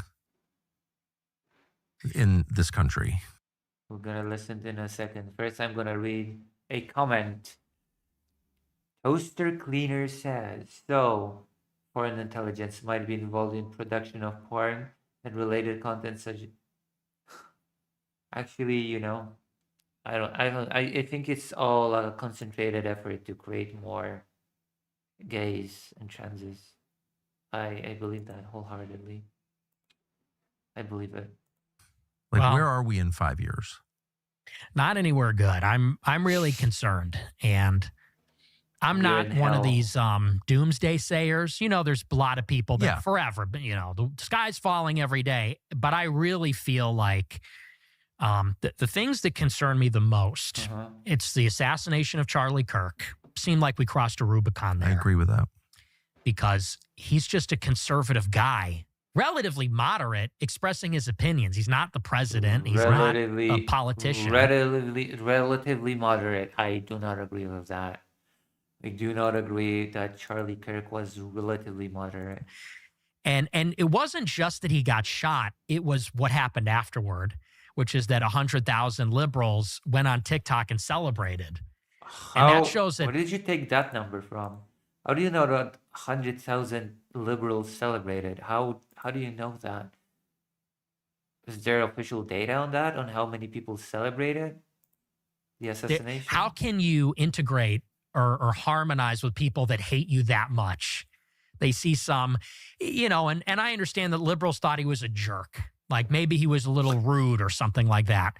And he really wasn't. Yeah, that's what? I don't care if Charlie Kirk was rude. That was not the problem of Charlie Kirk. Was peddling some pretty horrible ideas. I think that's more of a problem. Random Spooky Girl 3PO says, the left wants a revolution of soy males led by black women with humanities degrees, and they can achieve this with pornography. True. And then they will all turn trans. I mean, he was pretty patient as they come. I just tried to fill in for him last week and immediately snapped at some kid and threatened to beat him up and went crazy. And I had said a prayer for patience, by the way, and I still couldn't handle it. So, Charlie Kirk was a remarkably even-keeled, patient, decent man. Yes. And yeah, so whatever their perception of him was. Charlie Kirk, a decent man. Lol. See him get his face blown up in front of everybody like that. And his face wasn't even blown up. He was shot in the neck. the relatively does right amount of heavy lifting. True, it does.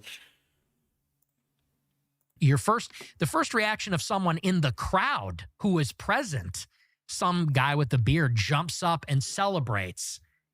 Did you see this? No. Some liberal kid in the audience jumps up and says, "All right." I literally can't. Wait, was it a guy with a beard or was it a liberal kid? Which was it? Handle it. I'm Hold so on. upset. Some liberal kid jumps up. Action of someone in the crowd who is present. Some guy with a beard jumps up and So what is some guy with a beard or a kid? celebrates. Did you see this? No. Some liberal kid in the audience jumps up and says, "All right." I literally can't handle it. I'm so upset by it. I haven't looked at anything. It's disgusting. And I saw that. Yes, Tucker Carlson is such a sensitive soul. Said, yeah, like I literally cannot handle it. Oh, fuck off. Fuck off, Tucker Carlson. You're dancing at the graves of killed people in wars. Just don't give me that crap. there's no putting the genie back in the lamp here. That was one. The other thing I'm really worried about is what's happening at these ICE detention centers, where it's happening not far from where I live in Broadview, Illinois, where they set up an ICE detention facility. And I did not expect Nick Fuentes to be anti-ICE, but I guess here we are. Administration is rounding these people up, which I support, but they're doing it in a very... Oh, never mind. He supports it, so... He supports these people being rounded up. Brilliant. provocative way. They're broadcasting it. They're making hype edits on Twitter. Ah, I see. The problem isn't what ICE does. The problem is that too much of it is being released to the public. Okay, got it. Thanks, Nick Fuentes. For a second there, I was like, wait, Nick Fuentes is anti-ICE? That's a weirdly okay stance by him. But no, he actually is in full support. The problem is that it's all being made too public. Okay, cool. Glad we have an understanding of like these raids on apartment complexes, which I think are very cool, but it's somewhat provocative. And Antifa showing up. It's all cool. Okay, Nick Fuentes, it's all cool. These raids on apartments and kindergartens and primary schools, it's all cool. Oh, God. In order to protect ICE, the administration's putting DHS. Well, now they're protesting the DHS presence, and the administration of the governor of Illinois and the mayor of Chicago are telling Chicago police, don't help ICE, and they're encouraging the protesters. And what I see there is like a level of tension that just keeps increasing. Yes. And there's leadership. There's civilian leadership on both sides.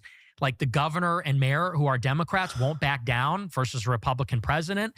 There's a security division too, the police versus ICE, the police versus DHS.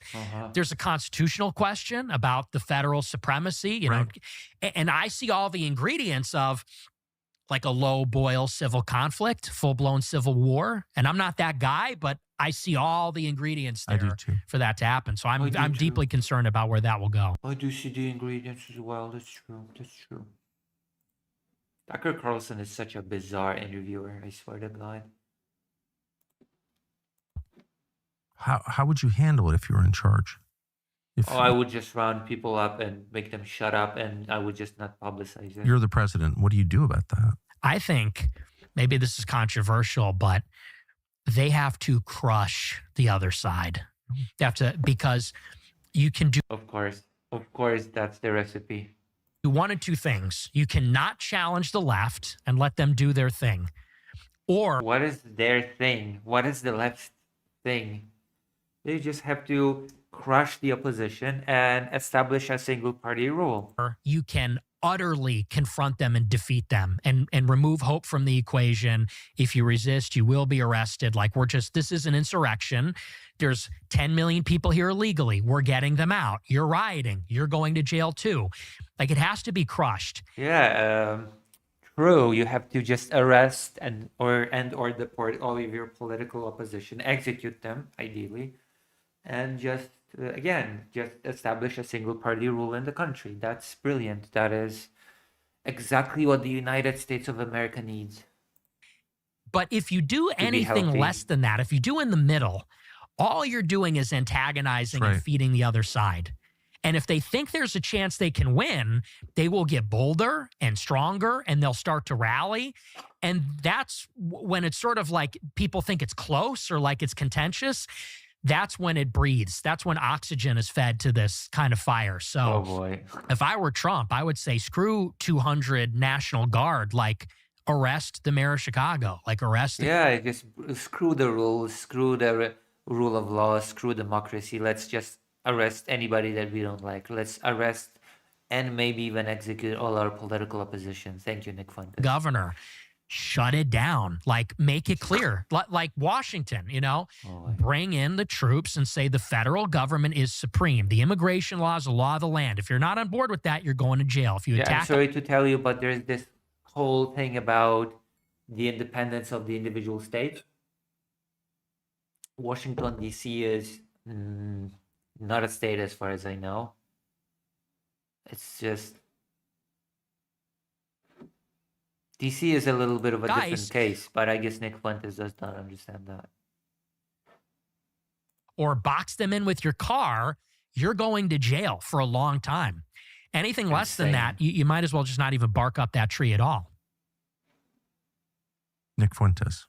No, Thank you for- he cannot. Just what can the president even just use his executive power to arrest mayors? I'm pretty sure he cannot. That's why I said screw the rule of law. You know? Yes, just screw the rule of law. Who cares? President's just emperor now. From now on, forever. Like, screw all of it. Who cares? Who gives a crap, right? Brilliant. That was a brilliant interview. Like, we've just skimmed through it, but I feel like we've got a lot of very valuable knowledge out of it, don't you? Don't you feel like we've gained something from watching this? Like, we have gained very important knowledge that we otherwise would not have? Do you feel like we have gained something here? That was great. Let's make America great again. I can feel the slogan's power now. I really do.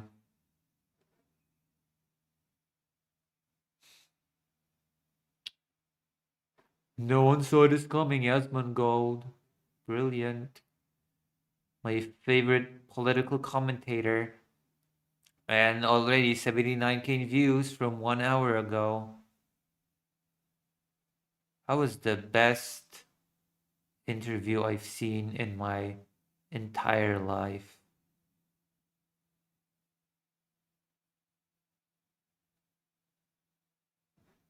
Russian Media Mother, my favorite page. Vladimir Solovyov tries to figure out why Scott Bassett sanctioned Russia. Sergei Karaganov says Russia should scare Americans and Europe and Europeans. How long is this? 9 minutes. Scare them. Scare the Europeans. This one's too long. A bit. This one's a bit too long. Toaster Cleaner says, he seems like a young lad who is trying to appeal to older normies, if that makes sense. Yeah, but how old is Nick Fuentes exactly? I don't think he's a young lad. Google. Nick Fuentes Wikipedia. Nick Fuentes. No, he's not a young lad. I'm sorry to say. 27. He's not as much of a young lad as you might suspect him to be. He's fast tracking to becoming an old boy, actually. He is not a young man. Not at all.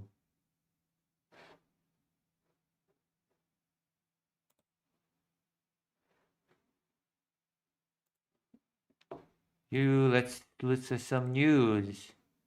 Okay. Poland returns to tank production. Isn't that exciting?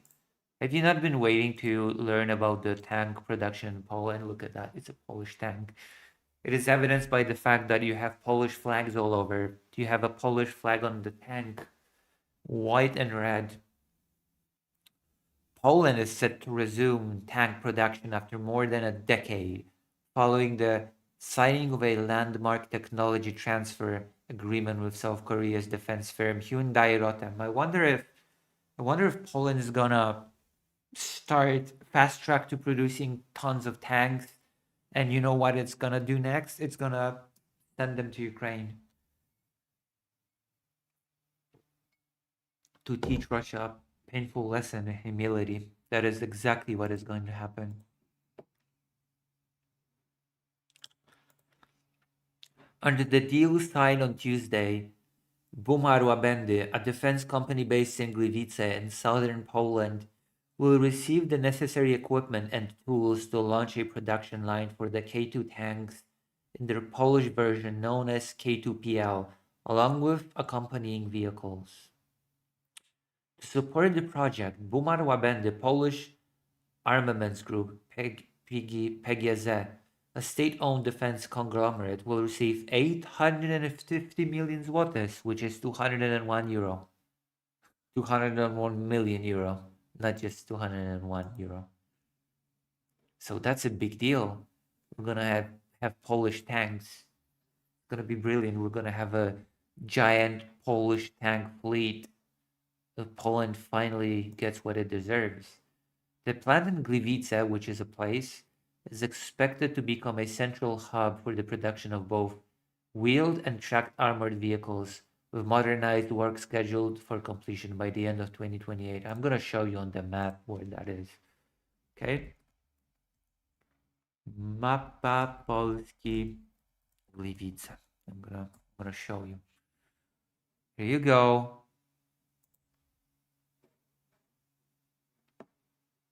Gliwice is here, which is like here, southern Poland. This is going to be the hub for the Polish tanks. See, now you know where to place it on the map. You have been. It makes sense. It makes sense. The West is a bit more industrialized than the East when it comes to Poland. Poland A and Poland B and all that. What are the K2 tanks? The K2, known as the Black Panther, is one of the world's most advanced main battle tanks, developed by South Korea to combine high mobility, cutting-edge fire control systems, and strong defensive capabilities. Well, nowadays tanks also have to be, I assume, equipped with state-of-the-art jamming systems against drones. Warsaw intends to make the K2 series the backbone of its armored forces. Well, it certainly needs some way to defend itself against the drones. Because drones are the future of warfare, as they say. Although it is said that they still have not surpassed jets.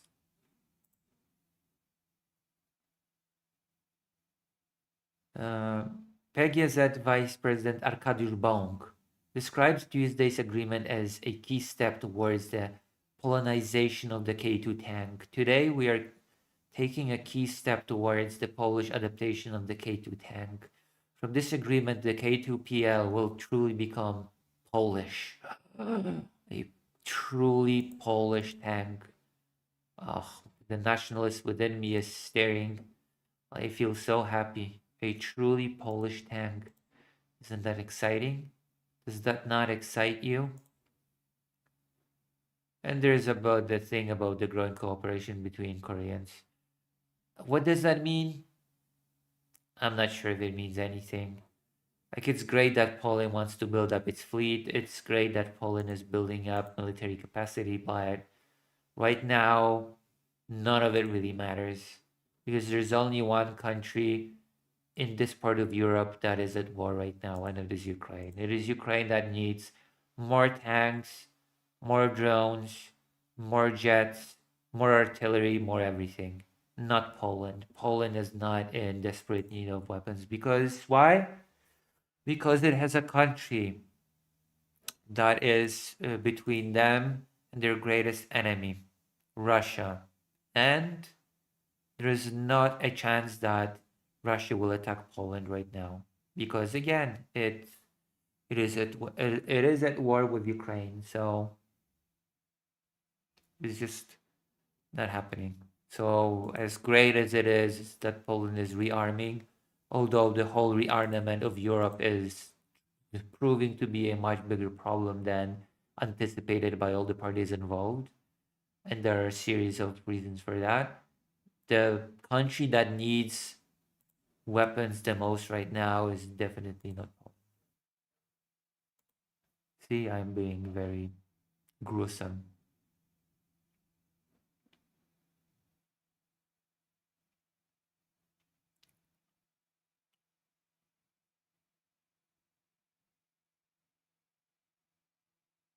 Oh yeah. Also, Belarus is Belarus.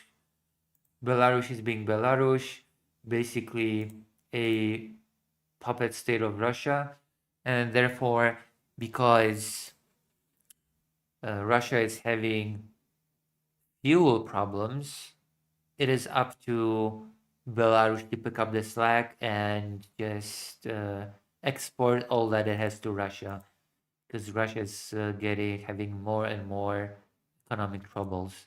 Belarus quadruples fuel exports to Russia amid refinery shortages. And why do you ask? Russia has these refinery shortages? Well, that is of course because they're being hit by Ukraine drones because they decided to invade Ukraine in 2022. And they're reaping their rewards. Ukraine very wisely has decided to target Russia's refinery sector, and that is causing Russia to have quite real issues, petroleum issues. Belarus has quadrupled its exports. In September alone, rail shipments surged to 29,000 metric tons of gasoline, while diesel deliveries reached 33,000 tons. The move underscores the economic interdependence within the Union state of Russia and Belarus, as Belarus diverts fuel supplies despite its limited domestic reserves. Yeah, that is basically what I'm saying. Belarus is a puppet state to Russia. The needs of the Belarusian people do not matter in the face of the needs of the Russian people because it's a puppet state and it's also they're not equal partners. The Belarus is the inferior partner in this relationship. Let me just put it that way. The far inferior partner. Analysts warn Belarusian consumers may face shortages as Moscow prioritizes its own supply. The crisis has triggered fuel rationing and price freezes across parts of Russia, with authorities banning exports and seeking alternative imports from Asia. Well, Belarus to the rescue. The situation highlights strategic strains on both economies. Watch its episode of Eastern Express below. Don't mind it. We're just gonna watch the bit about Belarus. This just really does, because there are many people that say that Russia's economy is just fine, Russia's not suffering at all. And also there's been an interesting point that Ukraine has arguably done more harm to Russia through its attack on refineries than all the sanctions.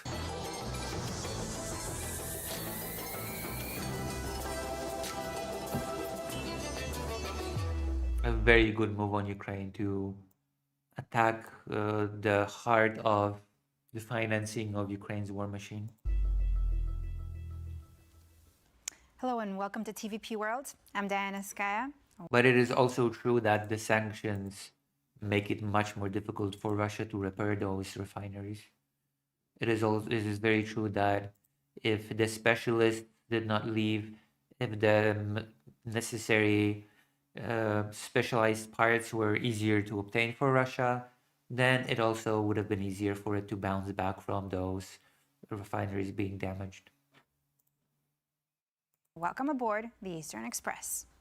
When analysts talk about the economic dependence of Belarus on Russia, they usually mention loans, subsidies, discounted crude, or integration projects dressed up as economic cooperation.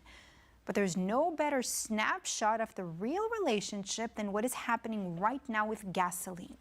Russia has a problem, therefore Belarus suddenly has a problem. That is the logic of the Union state in practice. Yeah, of course. It is history. It is Russia's history to build a series of partnerships, while in practice, those partners are just siphons for Russia to exploit. Why do you think Russia wants Ukraine so much? Why do you think that Ukraine needs to be under Russia? Because it wants to siphon its resources. It's to further its goals. That is why. Minsk has quadrupled its gasoline exports. The goal before Euromaidan was to turn Ukraine into Belarus, basically. And it would have had an identical relationship with it under Yanukovych. That was the whole goal. And many Ukrainians understand this perfectly well. To Russia to help cover shortages caused by Ukrainian drone strikes. The problem? Well, Belarus doesn't actually have that much to spare. When Moscow fills its own tanks first, it's always Belarusian consumers who end up running on fumes. It doesn't matter. Do you think that Russia cares? Do you think that Putin cares? Do you think that Lukashenko cares for that matter? No, of course not.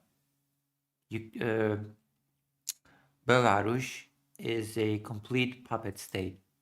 It is separate from Russia and only on technicality at this point.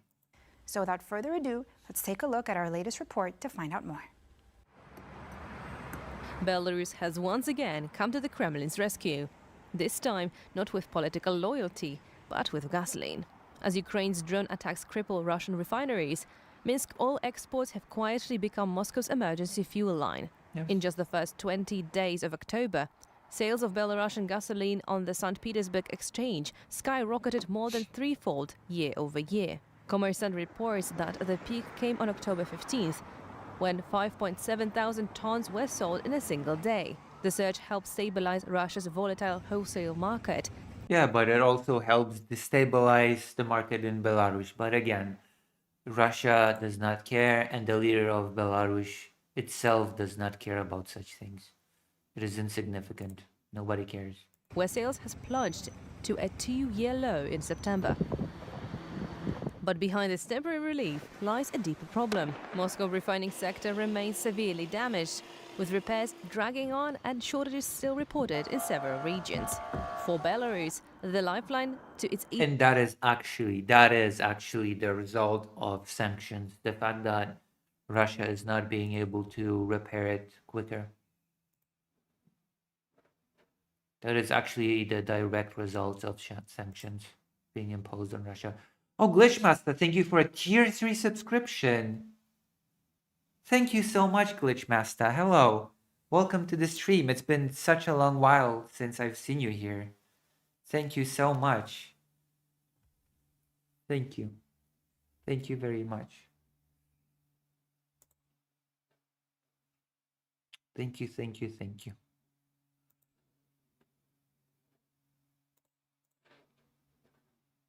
A neighbor is also a risk. Every additional ton sent to Russia drains domestic supply and could push up prices at home. Analysts note that while Belarusian refineries can expand exports, they cannot... Also, no. Ukraine has not hit any targets in Belarus because Belarus is not at war with... Belarus is not at war with Ukraine. So, no. Ukraine is not attacking Belarus territory at all. Even though at the beginning of the invasion, Russia used Belarus as a springboard to pour troops from the territory into Ukraine, technically speaking, Belarus has not attacked Ukraine and they're not at war. The war is only between Russia and Ukraine.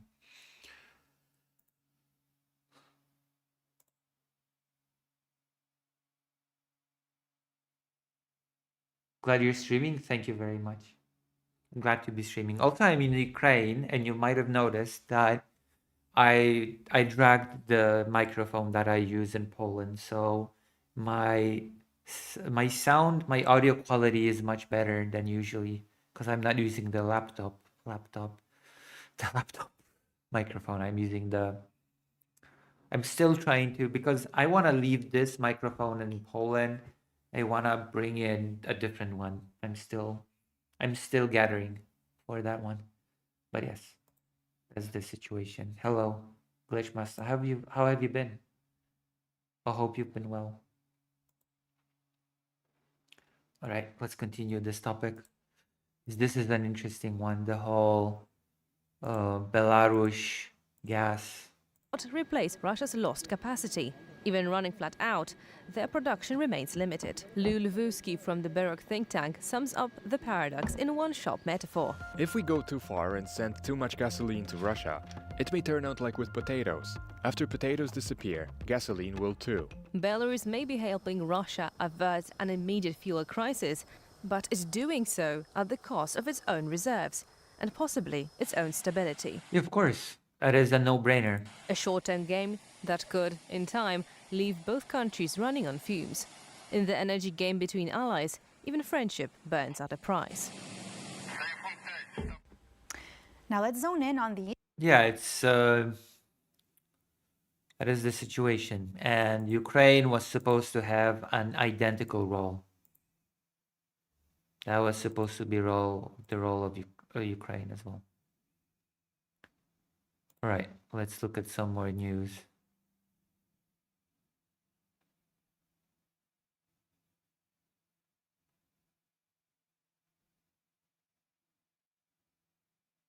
Ooh.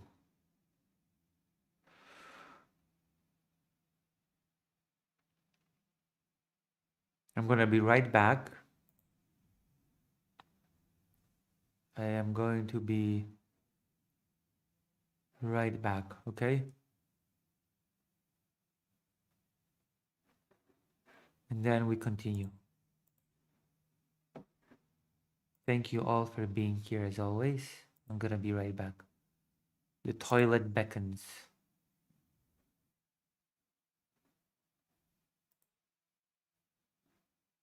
It beckons for me.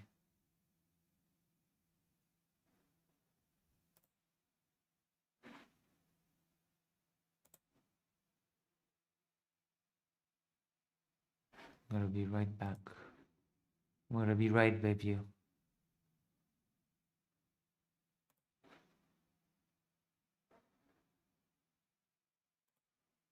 Oh, I'm gonna mute the mic.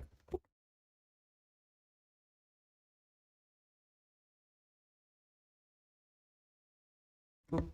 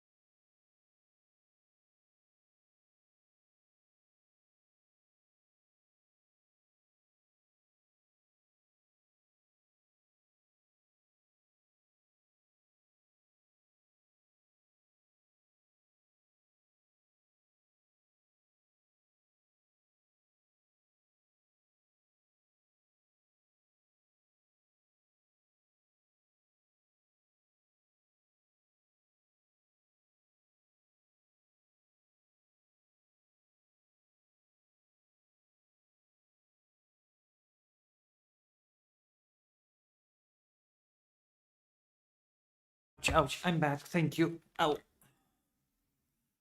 Welcome back, Misters and Mrs.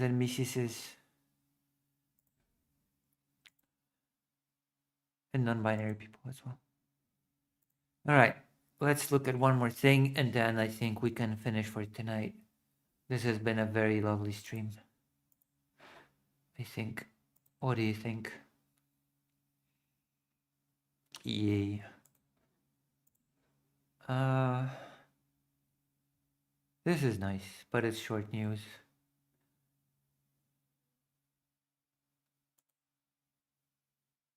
The Guardian.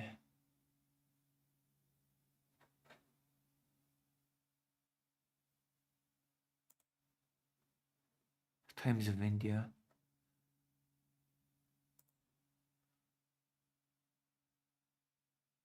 Ooh, valuable weapon. I've heard about this. Oh boy.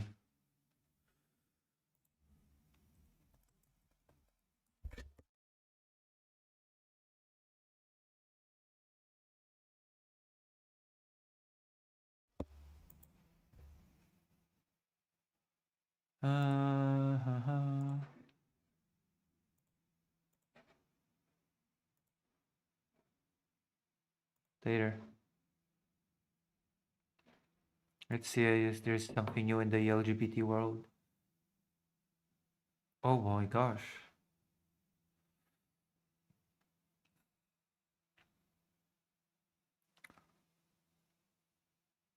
The Day of the Dead.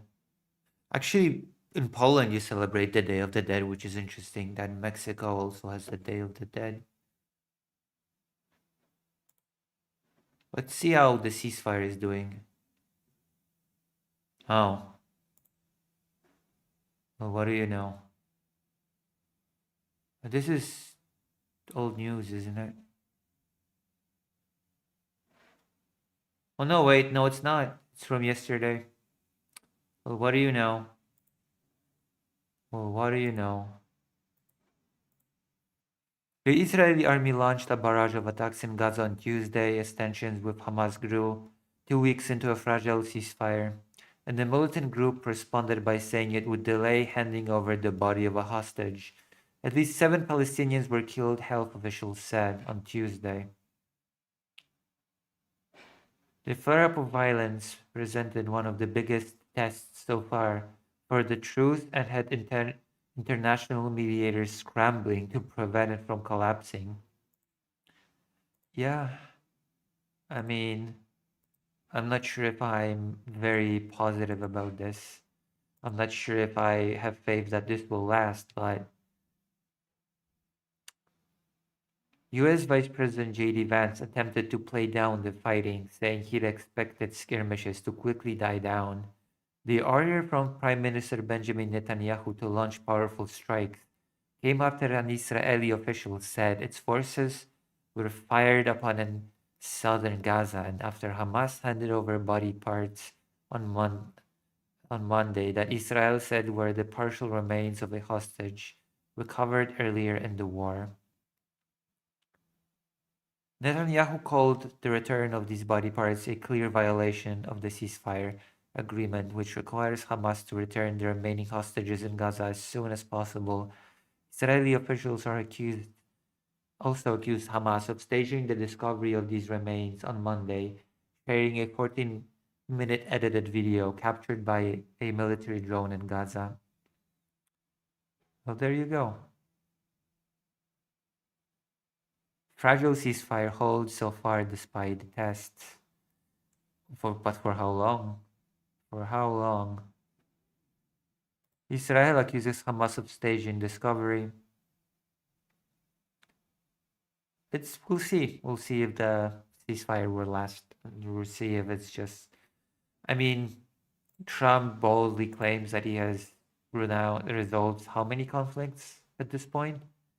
8, 9. Well, no, Ukraine is supposed to be the number 9, but that definitely is nowhere near resolution. Like, the sanctions is a step, but We'll see.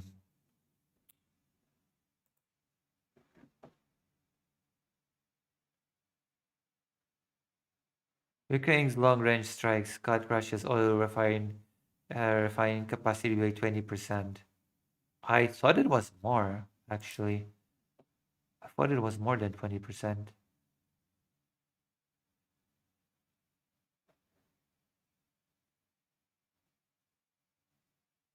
I thought it was more than 20%.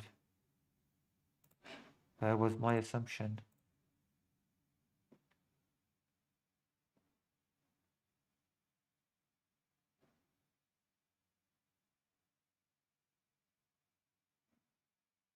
Ah, there we go. Because Russia has conducted military. It's more nuclear saber rattling, basically.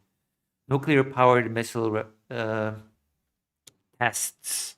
They're supposedly able to stay in the air for 15 hours or more because they're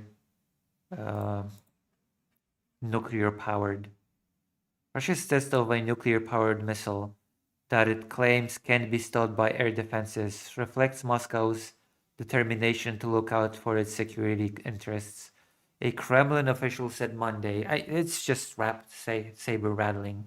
Like, how many of those missiles can they produce? How many of them can they fire? Will they even use them? It's all just for show, in my opinion. After the United States and European countries increased pressure on President Vladimir Putin to negotiate an end to the invasion in Ukraine. And it's been like a whole spectacle, as always, of Russia. Vladimir Putin appeared in military garb, talking of security, talking of the concerns, talking of how wonderful the new missile is and how nobody can stand against it. You know, just like with that other missile he was talking about some time ago. Little is known about Russia's Burevestnik missile, which the NATO military alliance has codenamed Skyfall. Putin appeared Sunday in an official video wearing camouflage fatigues. To hear Russia's chief of general staff report that the missile had covered 14,000 kilometers in a test, and apparently it can cover more. This does not exhaust its limit of Skyfall. What a brilliant weapon. Oh my gosh. Russia's on the verge of winning, of destroying everybody and conquering the entirety of Europe, as always, every week.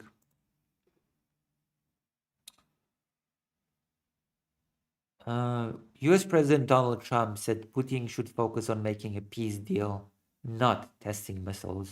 Well, I guess Trump is indicating that he is not concerned with the saber rattling. That is kind of a good sign, I think. Little is known about Russia's ballistic missiles, blah, blah, blah. The news came after a week that saw tough new US sanctions prepared for Russia's key oil and gas sector and new European commitments of military aid to Ukraine, and after the special envoy that was sent to the United States to soften the relations failed. Russia is consistently working to ensure its own security, by threatening and attacking others and trying to turn neighbors into puppet states. Yes, that is so necessary for Russia's security and survival.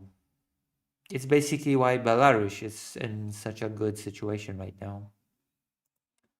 Belarus is a key example of how securing Russia's securing Russia's security, how that looks in practice. Kremlin spokesperson Dmitry Peskov said, when asked whether the missile announcement was a response to the sanctions and a signal to the West. Ensuring security is a vital issue for Russia, especially against the backdrop of the militaristic sentiment that we are currently hearing primarily from the Europeans, Peskov told reporters. Yes. because there's absolutely no military sentiment coming from Russia, is there? How much of the GDP is Russia spending now on the military as compared to Europe? Isn't Russia now on wartime economy? It's just ridiculous. Oh yeah, everything that Russia does is just a response to the militaristic aims of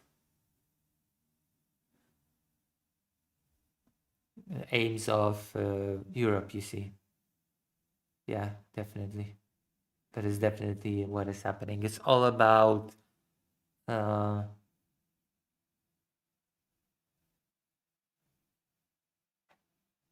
it's all about that. Trump speaking to reporters of an official trip from Kuala Lumpur to Tokyo said putting stock about missiles was not appropriate. Oh no. Oh no, not appropriate. Holy crap. You've got to get the war ended. A war that should have taken 1 week is now it's in its soon fourth year, Trump said. That's what you ought to do instead of testing missiles. I love how repeatedly Trump is not opposed to the war in principle, that he is not actually opposed to the fact that Russia invaded Ukraine. He just is disappointed by the fact that Russia was not able to just conquer Ukraine quickly. It should have ended in a week. It should have ended quickly. But you've dragged this on, so you have to end it now. Russian Foreign Minister Sergei Lavrov on Monday criticized the Trump administration for changing its approach. After talks with Putin in Alaska in August, Trump said he wanted an agreement on long-term peace and did not insist on a prior ceasefire. Yeah, that is definitely a huge flip-flop on Trump's end. In Alaska, and even shortly after Alaska, he kept saying that he does not need a ceasefire, that there's not a need for ceasefire, that the parties involved will just go directly to peace talks. Like no ceasefire is needed. But now he suddenly changed his tune. Now actually a ceasefire is needed. But now he's changed his mind, Lavrov told Hungary's Ultrahang YouTube channel. Now all they're talking about is an immediate ceasefire. This is a radical change, Lavrov said. Trump's sanctions decisions with the punitive measures possibly coming into effect by November 21st has raised the stakes in efforts to stop the fighting. As Russia and Ukraine assessed next steps, they also sought out allies.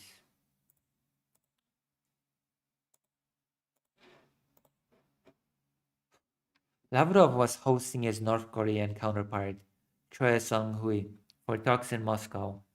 Pyongyang has sent thousands of troops as well as artillery and missiles to support Russia's invasion of Ukraine, something that cannot be said about any single European or at all Western ally to Ukraine, by the way. This cannot be said about any Ukrainian ally. Ukraine President Volodymyr Zelensky said late Sunday that France is providing additional Mirage fighter jets and air defense missiles, while the United Kingdom will supply more missiles and help produce interceptor drones. Ukraine's short-handed forces are straining to hold back the bigger Russian army on the front line in eastern and southern parts of the country. Heavy fighting is taking place in Pokrovsk, where Russian units have pushed into several neighborhoods but have failed to take control of the eastern Ukrainian city. Ukraine's 7th Rapid Reaction Corps wrote on social media Monday.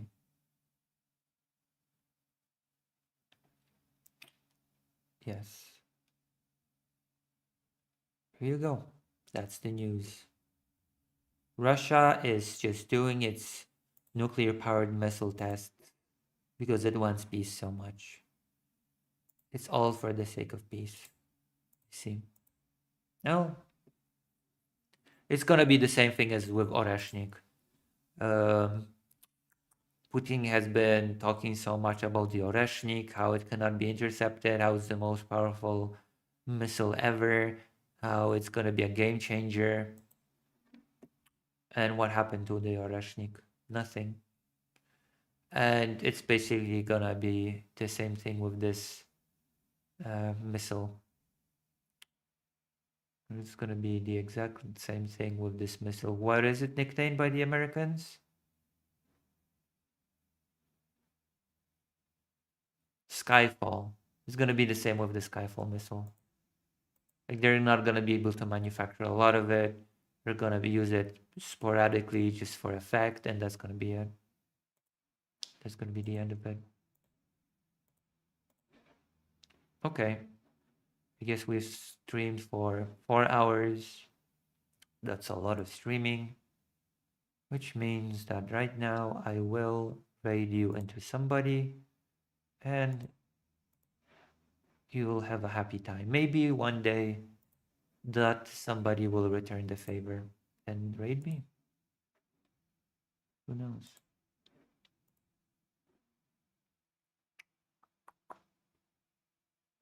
Riverboat Jack. Maybe someday we will get raided by Riverboat Jack. Who knows?